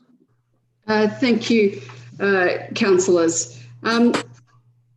Each of these 4 applicants could absolutely undertake this work to a very high standard. They scored extremely close when you look at the scoring in the qualitative assessment area, between 68 and 75%. So any of these tenderers could undertake this work. Councillor Con made reference to the capacity and ability by way of capacity for each of these tenderers has already been dealt with within that work undertaken by the staff. She's absolutely correct. But in this instance, Hurst Earth Moving scored a higher score, in particular with capacity, than the alternative tenderer, Excel Grey Brunei. All of these tenders have actually come in under budget. If we look at the allocation made by council, and I believe that the staff are correct in putting forward the recommendation to us that Hurst Earth Moving undertake this work. I believe that they have the capacity and greater capacity to be able to undertake this work at this present time in the schedule that we're requesting. It is a 3-month period. And I believe, in contrast to an earlier councillor speaking against this motion, that Hurst will do a very capable and competent job as was deemed by the staff in their summing up of in support of this recommendation, but within the body of the report. So I believe this is an appropriate allocation and awarding of the tender. Thank you, councillors. Thank you, Councillor Glacken. On that note, I'll put the motion.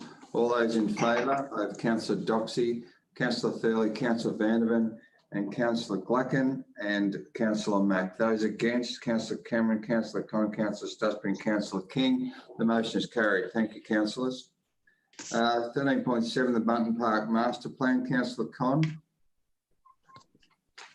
Thank you, Mr. Mayor. I move that Council A receive and note the comments received through the public exhibition period for the draft Bunton Park Master Plan Attachment 1, and B endorse the final version of the Bunton Park Master Plan, including minor amendments (brackets Attachment 2), and C prepare an access plan for the site as part of the review of on-street parking that considers vehicle, cyclist and pedestrian links both within and extending from the site. And I'm happy to justify that in opening the debate. If I can get a seconder, please. Thank you. You've got a seconder. You've got Councillor Thurley. Councillor Thurley. I'll second the motion, Mr. Mayor. Thank you. Councillor Con. Thank you, Mr. Mayor. Look, this master plan is really long awaited by the users of Bunton Park, and I really don't want to delay the process any longer. I think a lot of the concerns have been addressed and there are a lot of good things in this master plan. However, there was one very detailed, high quality submission that noted that the increase in pedestrian and vehicle movement on Logan Road and Alamein Avenue has increased recently because the Logan Road dog park is so popular, and will only increase further as we start working towards the changes proposed in the master plan. I think it's important that we do have a look at that and improve the linkages, particularly looking at pedestrian safety. There's a lot of walkers with dogs in that area. But the staff did note that that comment was outside the scope of the master plan. I'm happy to accept that it's outside the scope of the master plan. Let's approve the master plan, but let's do that work as well. Thank you, Councillor Con. Any more speakers for or questions, councillors? No? Okay. Councillor Con, looks like you've got it on your own. Did you wish to close debate? No, thank you, Mr. Mayor. Okay, happy to put that motion. All those in favour of Councillor Doxey, Councillor Vandervan, Councillor Thurley, Councillor King, Councillor Blacken, Councillor Stutchbury, Councillor Con, Councillor Cameron and Councillor Mack. The motion is carried. Thank you, Councillor Con. Thank you, councillors. Okay, 13.8, the draft earners grant master plan. Thank you. We've got Councillor Vandervan. Thank you, Mr. Mayor. I'll move the recommendation of the motion that Council A receive and note the comments received through the public exhibition period for the draft earnest grant master plan, and B endorse the final version of the earnest grant Park Master Plan, including minor amendments attachment 2. Councillor Doxey. Seconding. Your mic's off again. It goes to sleep. There you go. Very happy to second, Mr. Mayor. Thank you. Councillor Vandervan, do you wish to have a debate on this item, thanks? No, thank you, Mr. Mayor. I'll reserve the right of reply. Okay. Any questions? We've got Speaker 4, Councillor Stutchbury.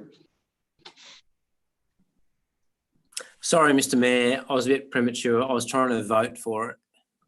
Oh, okay. Thank you. Righto. So there's no further questions or debate. Happy to get you to close debate. Have you got anything to say, Councillor Vandervan? No, thanks, Mr. Mayor. Okay. Happy to put the motion. Those in favour, Councillor Doxey, Councillor Vandervan, Councillor Thurley, Councillor Glacken, Councillor King, Councillor Stutchbury and Councillor Cameron and Councillor Mack and Councillor Con. Thank you very much. The motion is carried. I apologise for any hesitancy when we take the vote, because the screen in front of me flicks about 14 times and I start thinking I'm having an episode. Okay, 13.9, the draft public toilet strategy. Councillor Glacken, thank you. Thank you, Mr. Mayor.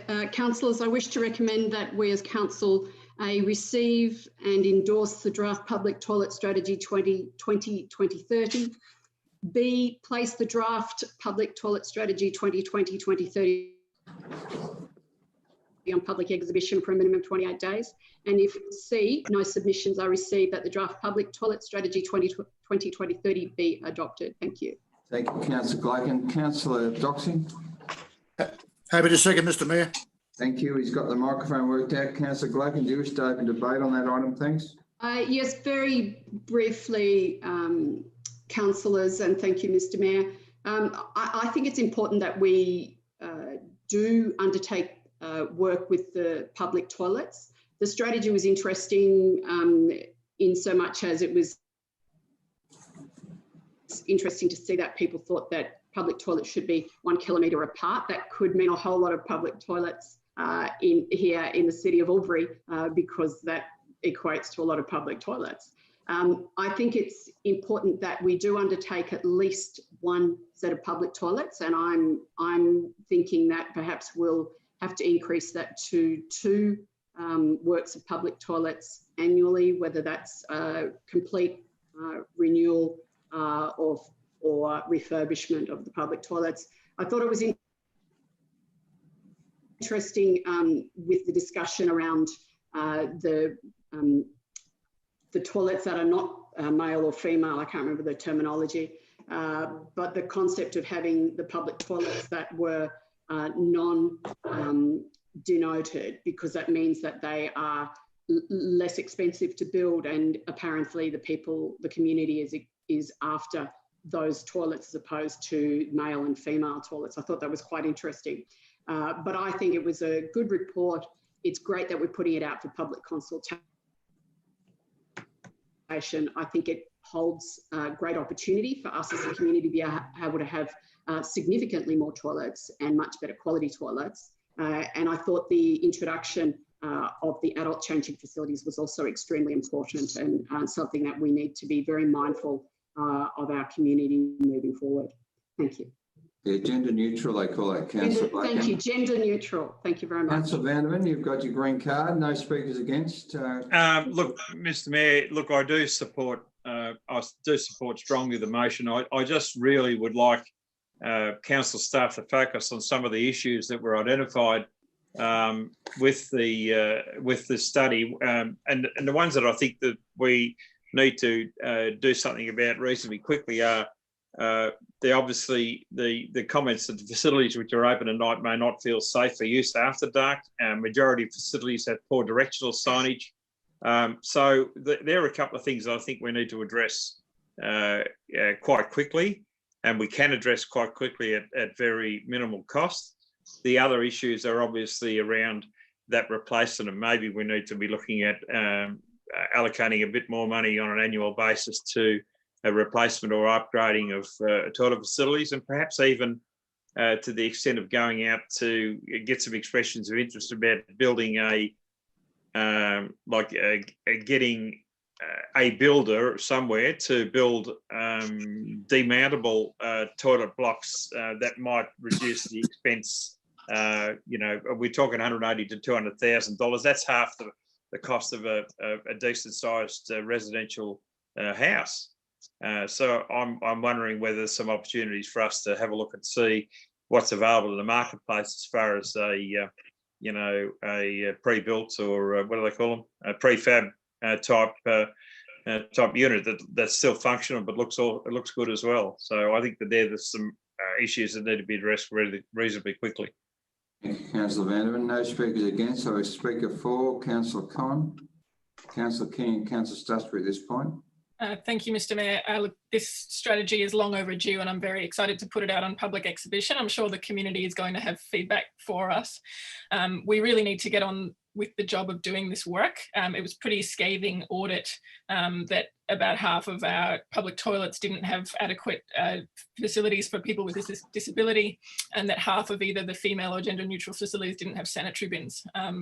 It's really appalling, and having good quality, safe, well-lit, clean public toilets in our CBDs for somebody with a disability, for carers of people with a disability, for someone who's pregnant or elderly, that having access to a good quality public toilets, the difference between them being able to attend our community events or not, or go for a walk or use our playgrounds, attend the shops, etc. So I think this is really, really impactful in terms of people's quality of life, in terms of assisting really vulnerable or disadvantaged segments segments of the community. I understand from speaking to staff that the budget documents that we've just approved actually do include 2 a year for the first few years rather than 1. And I'm really keen to see that moving forward. And I look forward to hearing the feedback from the community so that we make sure we've got those priorities in the right order. Thank you, Councillor Con. Councillor King, you were very adamant or strong on the public toilet stuff. I'm a public toilet strong advocate, Mr. Mayor. When we first joined council approximately 3.5 years ago, I think one of the first documents that I read was the Albury City Public Toilet Strategy. And here we are 3.5 years down the track, and we're reading the Albury City Council Public Toilet Strategy. I think the public toilets portray to our visitors, we have too many at the moment, but to anyone, is the health of the city. And some of our toilets are disgusting, deplorable, unsafe, hazardous, and an embarrassment. To actually do a couple a year, I think, is way underdone. I also have spoken to a few councillors about this being potentially a stimulus package that the council could box up and put out to tender a certain number of toilet blocks in a generic design where you could put in a tender for 3 or 4 toilet blocks.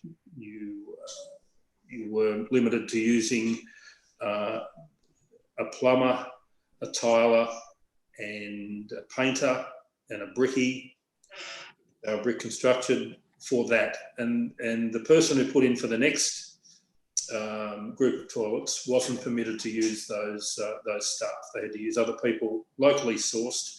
And I think that we could really do a lot quicker by that type of initiative. And I am voting for it, but I'm not comfortable with the time thing there. It's been 3.5 years. The one at Dawson Park's a disgrace, and I think the council staff should really get onto it and put it as a highest priority. Thank you. Thank you, Councillor King. Councillor Suchby, I saw your green card up. Are you still wishing to speak for?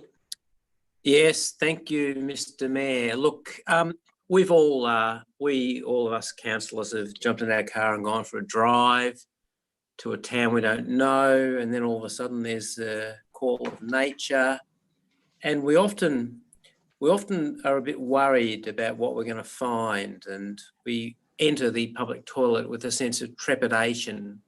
And thankfully, a lot of the times it's clean and well maintained and worth visiting. And there is nothing worse than a foul and unusable public toilet. So not only will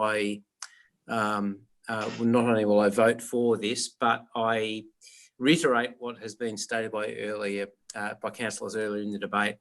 I think 1 or 2 a year is insufficient. I really think we need to bump it up. And Councillor King's suggestion that we use it as part of the stimulus package is in fact a great idea. So yes, voting for it, very keen. We need decent quality public toilets, and we need more of them fixed each year. Thank you. Thank you, Councillor Suchby. Any more speakers for or against? Councillor Cameron, is that a green card or are you covering up the,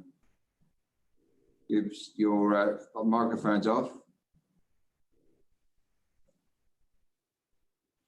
That was an accident. Sorry. Oh, okay. Thank you.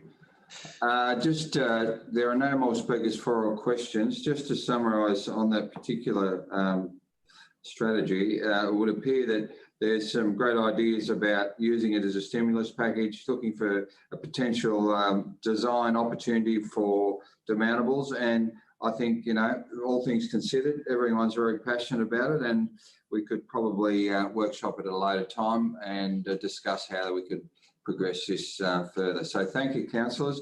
The mover was Councillor Blacken. Thank you, Councillor Blacken. Just to close debate. Yes, thank you, Mr. Mayor and councillors. The staff were very good in as much as it was a very detailed report, but they were also very honest and very critical of our facilities as we have at Albury City. And I think that was very good that they were as honest as they were and gave us the warts and all and not very pleasant toilet situation in all its very unpleasantness, which was to be congratulated to the staff had to be congratulated. I'm mindful of a comment I heard many years ago from someone that there are some regional towns in New South Wales that their whole strategy for visitor attraction is around their toilets. So there are some towns on major roads where they make their public toilets extremely attractive and ones that they want visitors to come and visit, so that the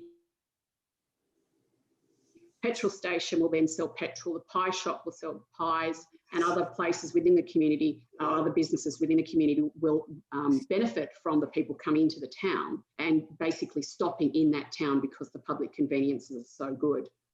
Toilets are very important. There have been a number of councillors this evening speak about the importance of the toilets for a number of reasons, and I do support that. I think the gender neutral, I wrote it down, the gender neutral area with the report was very important, and I think that will result in significant advancement of our public toilets with this work, should this draft strategy be endorsed by the or be supported by the public and therefore later endorsed by us. And I think it means also, having read some areas of the report in particular, that it means that some of those buildings in the future will be less expensive than otherwise because of that opportunity. Interestingly, it was a discussion, or one of the discussions that Councillor King and I had with regards to possibility for stimulus package into the short-term future. Not quite as Councillor King had described it, but on a similar basis, that it would enable a number of smaller businesses within the community to be able to tender. And that was an opportunity for Albury City possibly to be able to assist with the post-COVID-19 lockdown that we're experiencing, virtual lockdown that we're experiencing at the moment.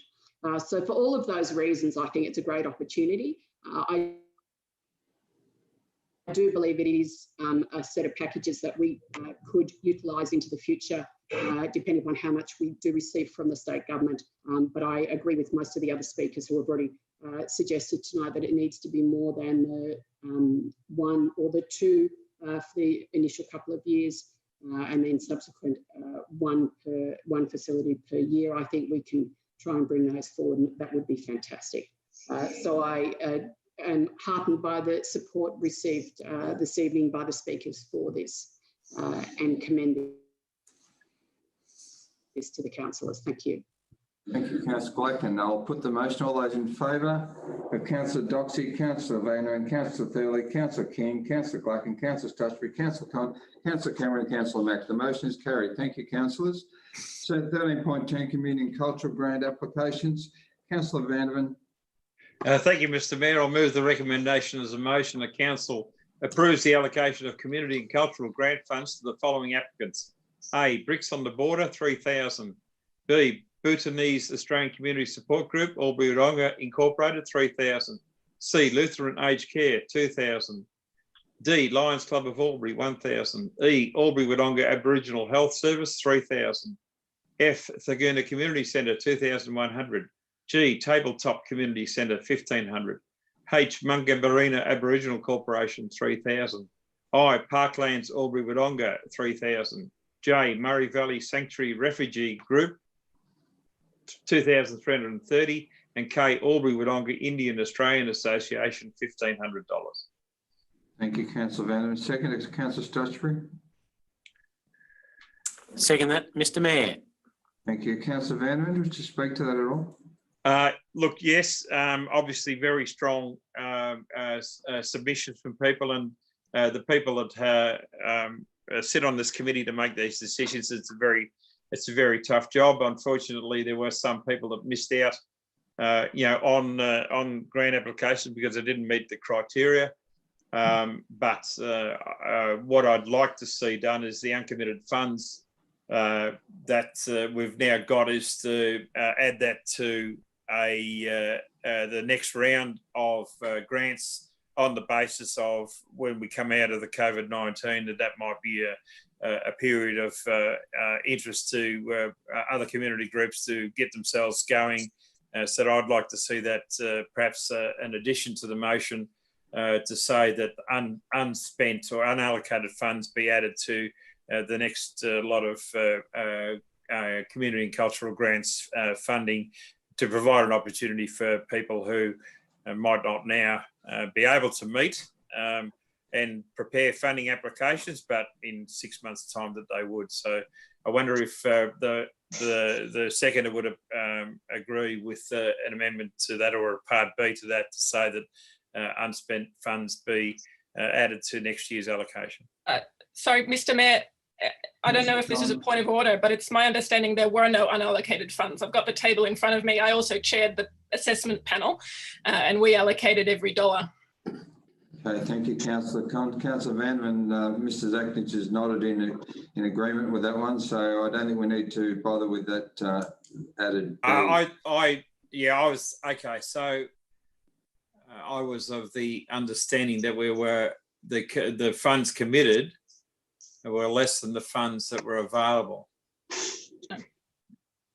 Okay, if that's incorrect, well, just forget what I said. Yeah, the report talks about the original grants program was 50K and there were 2 rounds. So with both those rounds, there was a total commitment. Well, that was a misunderstanding on my part, Mr. Mayor. My apologies. Thank you. I have a question of a speaker for Councillor Con. Question, Councillor Glacken. Thank you, Mr. Mayor. My question is with reference to the brick muster. Yeah. Now, I've looked at the assessment documentation, so the attachment, and it talks about that the event will bring exhibitors Australia-wide and visitors from the region to Albury for a 2-day Lego show. Who are the conveners of this? Is it a service club? Is it a group of people? Is it a toy shop? Who's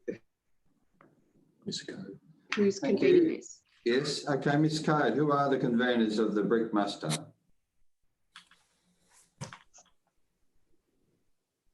Thank you for the question through you, Mr. Mayor.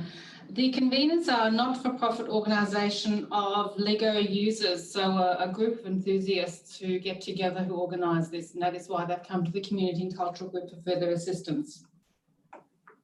Councillor Glacken?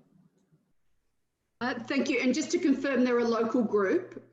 They are a local group. Okay. So through you, Mr. Mayor. Thank you. Thank you. Councillor Con, you wish to speak for? Yes, thank you, Mr. Mayor. Sorry, I thought that we had a convention of the chair of committees, etc., moving minutes. It's the third or fourth round of these that I've chaired in a row, and I note that despite this term of council increasing the total amount of funds available for these grants, that there's really a strong demand for them, that we continue to be oversubscribed. So it's obviously filling a real need in the community. We did split into 2 rounds of funding for the last couple of years because for small not-for-profit community groups, having to wait sometimes a year for funding was too long. So we split it into 2 smaller rounds to have an assessment round every 6 months. But I actually agree partly with Councillor Vandervan. We have no unexpected funds, but perhaps this time next year, when we're hopefully moving into COVID recovery rather than COVID relief, we could look at another increase to this fund because it's obviously really well appreciated by the community, and I think we're funding some really important projects tonight. Thank you, Councillor Con. Are any other speakers for or against? Councillor Vanderman, do you wish to close debate on these items? Thanks. Just to make a quick comment, Mr. Mayor, just on the bricks on the border that Councillor Glacken made, I recall that one of the most visited or interactive displays at Marma was to do with Lego, and I think that this was the same group that probably 18 months ago, and I think that was sensational. What occurred in the foyer of Mama at that stage. If this is going to happen, the same thing. I think it's a wonderful thing to look forward to for Albury City. Thank you, Councillor Vanner, and I think you may be quite close to be accurate with that one. Okay, happy to put the motion. All those Nice in change, favour? nice change, Mr. Mayor. Councillor Doxey, Councillor Vanneman, Councillor Thurley, Councillor Blacken, Councillor Stutchbury, Councillor King, Councillor Conner, Councillor Cameron and Councillor Mack. All accounted for. Thank you. The motion is carried. Resource Recovery Voucher System 13.11, Councillor Thurley. You're muted. Can someone unmute Councillor Thurley, please? Councillor Thurley? Thank you. Sorry. Thank you. I move that Council A endorse the transition to an on-demand automated voucher system effective 1 July 2021. B, allow up to a maximum of 4 vouchers per residential property being issued to the residents only. And C, support the acceptance of vouchers for Wodonga Transfer Station effective 1 July 2021. Thank you. Councillor Vanderman? Happy to second, Mr. Mayor. Thank you. Councillor Thurley, do you wish to speak to this one?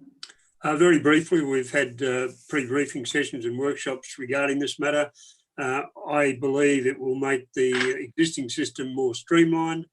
I especially like item B, where the vouchers are issued to the residential property to the residents only. We've had significant problems in the past with vouchers being issued to the landholder, but not being passed on to the lessee. And so I think this is a great way to tidy it up. And for those who don't want the vouchers, you don't have to apply. I think this is a great idea. Thank you, Councillor Thurley. Are there any questions or further speakers for? No? Okay. Councillor Thurley, did you wish to close debate? That'll do. Thank you, Mr. Mayor. Thank you. Happy to put the motion. All those in favour, Councillor Doxey, Councillor Vanderman, Councillor Thurley, Councillor King, Councillor Blackett, Councillor Cameron, Councillor Con, Councillor Stutchbury and Councillor Mack. The motion is carried. Okay, 13.12, single-use plastic policy. Councillor Con.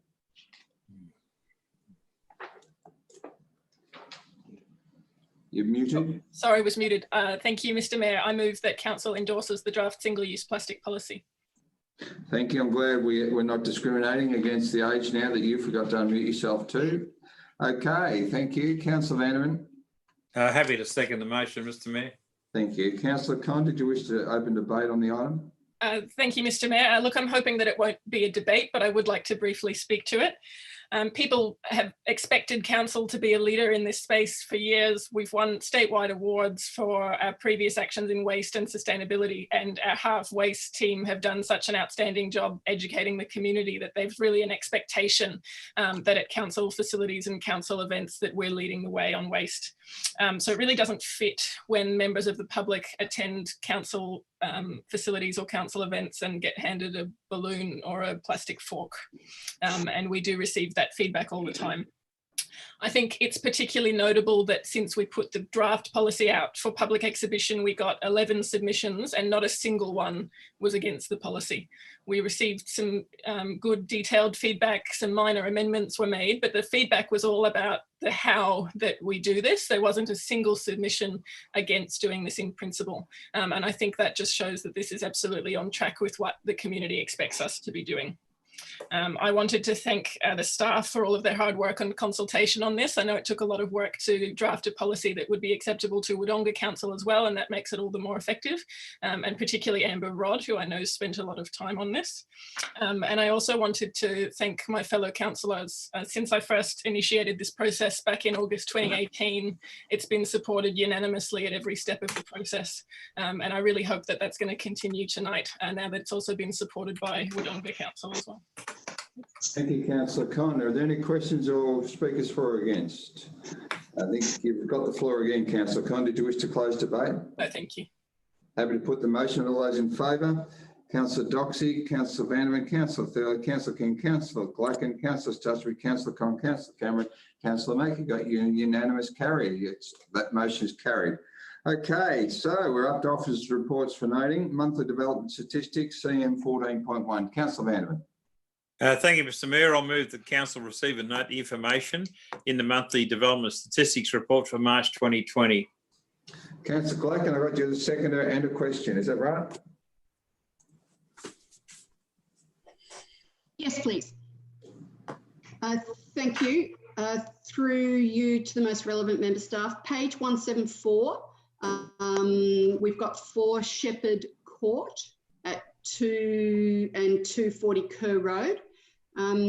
My memory is, it says that likely to involve a community forum. My memory is that a community forum is next Monday night, and I'm assuming will be issued with Zoom invitations, or have I missed something? Thank you, Councillor Glacken, for the question. Mr Christie, are you still there? Mr Christie, come in.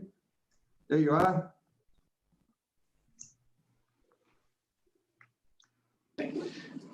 Yes, thank you for the question for you, Mr Mayor. Yes, at the time of writing report, a community forum hadn't been confirmed, but yes, it is held next Monday night, the 4th of May. So invites have already gone out to members of the public. We're just collating the speakers who were to advise us today. And my understanding is there'll be a Zoom meeting invite coming out from executive. Very much. Thank you, Mr Christie. Happy, Councillor Glacken? Yep. Okay. Any further questions or no? Councillor Vanderman, did you wish to open debate?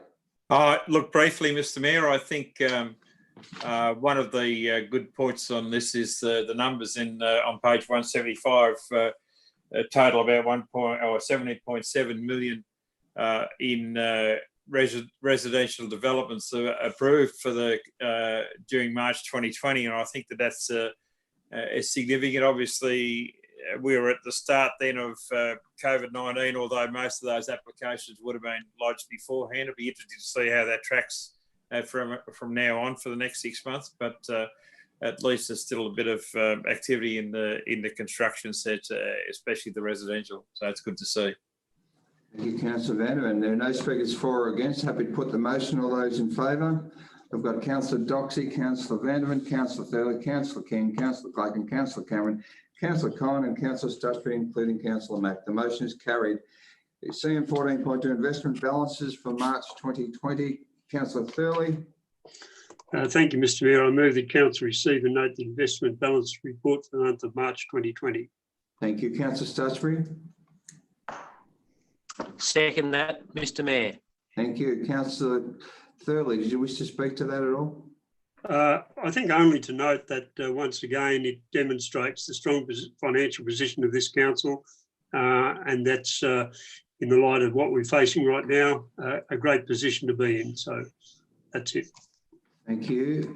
Councillor Stutchbury. Speaker 4, Councillor Doxey.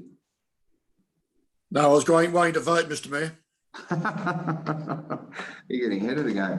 Okay, so on that note, I'm happy to put the motion. No speakers for or against. All those in favour, Councillor Doxey, Councillor Vanderman, Councillor Thurley, Councillor King, Councillor Glacken, Councillor Cameron, Councillor Kine and Councillor Stutchbury and Councillor Mack. The motion is carried. Thank you, councillors. 14.3, the provision of weed control services. Councillor Glacken. Update the panel contract. Thank you. Through you, Mr Mayor, to move the recommendation as a motion that council receive and note the changed status of the weed control service panel contract number 18/01800, which includes the formal withdrawal of Gray's Farm Friends Proprietary Limited from the panel. Thank you. A second is Councillor Thurley. Second the motion, Mr Mayor. Thank you. Councillor Glacken, do you wish to speak to that at all? Simply to say that I recall this coming before council and the way in which each of those providers was able to contribute to the holistic plan. It's unfortunate they are no longer able to do so, and it's an appropriate way forward just to simply note that there's a change to the previously approved documentation. Thank you. Thank you, Councillor Glacken. No further speakers for or against. Happy to put the motion. All those in favour? Councillor Doxey, Councillor Vanderman, Councillor Thurley, Councillor King, Councillor Glacken, Councillor Cameron, Councillor Kine, Councillor Stutchbury, Councillor Mack. The motion is carried. We have no delegates reports for noting, and we have a notice of urgent business, which I'm happy to deal with. because, you know, we need to finish the meeting on an interesting note. Councillor Vanderman. Thank you, Mr. Mayor. As alluded to earlier during the actions that we debated, I think it's incumbent upon us to urge the state government to consider postal or electronic voting for the next election. The elections for 2020 have been postponed for 12 months. And as I indicated, apart from overseeing the nil reports for the next July and December for councillors spending on electoral expenses, they've got nothing much to do. So I think it'd be appropriate for them to spend their time looking at the alternatives for voting, which is I think in this day and age, not the preferred way that people would like to vote. I think the postal or electronic voting needs to be front and centre of the discussions and possibilities, and I think we should, as a matter of urgency, write to the state government through Mr. Clancy to garner his support, which he has indicated to me on the basis of he has obviously some councillors got concerns about the perhaps the cost implications, as long as they don't cost councils any more. Most or the majority or 100% of councillors are interested in pursuing the idea of postal or electronic voting. Point of order, Mr. Mayor. Yes, Councillor Cameron, point of order. This section of our meeting is for urgent business. Yeah. There is no conceivable way that this matter can be considered urgent. The appropriate course of action, which I would welcome, is for Councillor Vandervan to put it either as a notice of motion or ask the General Manager to put it on the agenda for the next meeting. It simply isn't. I don't want to debate the substantive issue or the merits or otherwise of postal voting, but it is not an urgent matter in any way. On the contrary, there's plenty of time to consider it. Mr. Mayor, may I make a submission in the instance of I consider it to be urgent? Yes, Councillor Vanderman, I'll take your forbearance on that one. Okay, so the issue for me is the longer we wait, the less time that the Electoral Commission, whoever's going to look at this, has got to deal with it. And from my perspective, we don't need any more excuses, from the state government or from the district commissions about why they can't do things because there's not enough time. Okay, thank you. Councillor Cameron, you have a question? Or well, first you should rule on my point of order. What I'm considering at this point is the CEO has offered to provide a report as to the value of that the merit of that particular issue at the next council meeting, and I'm happy to consider that as the appropriate way forward. Councillor Vanderman, so on that note, I think the CEO has agreed to provide a report on the merits of your request. If you can liaise closely with him by email or personally, that with appropriate social distancing, that'd be fantastic. So I think that would resolve this particular issue this evening. Yeah, no, happy to do that, Mr. Mayor. I think Councillor Cameron still would like a result of your I've ruled that the matter is not urgent and it should be referred to a report. That's not what I'm seeking to ask, Mr. Mayor. Oh, okay. I can't read minds properly. What is it? Yes, I don't think Councillor Vandervan is yet competent in mind reading. He's failed the course, I imagine.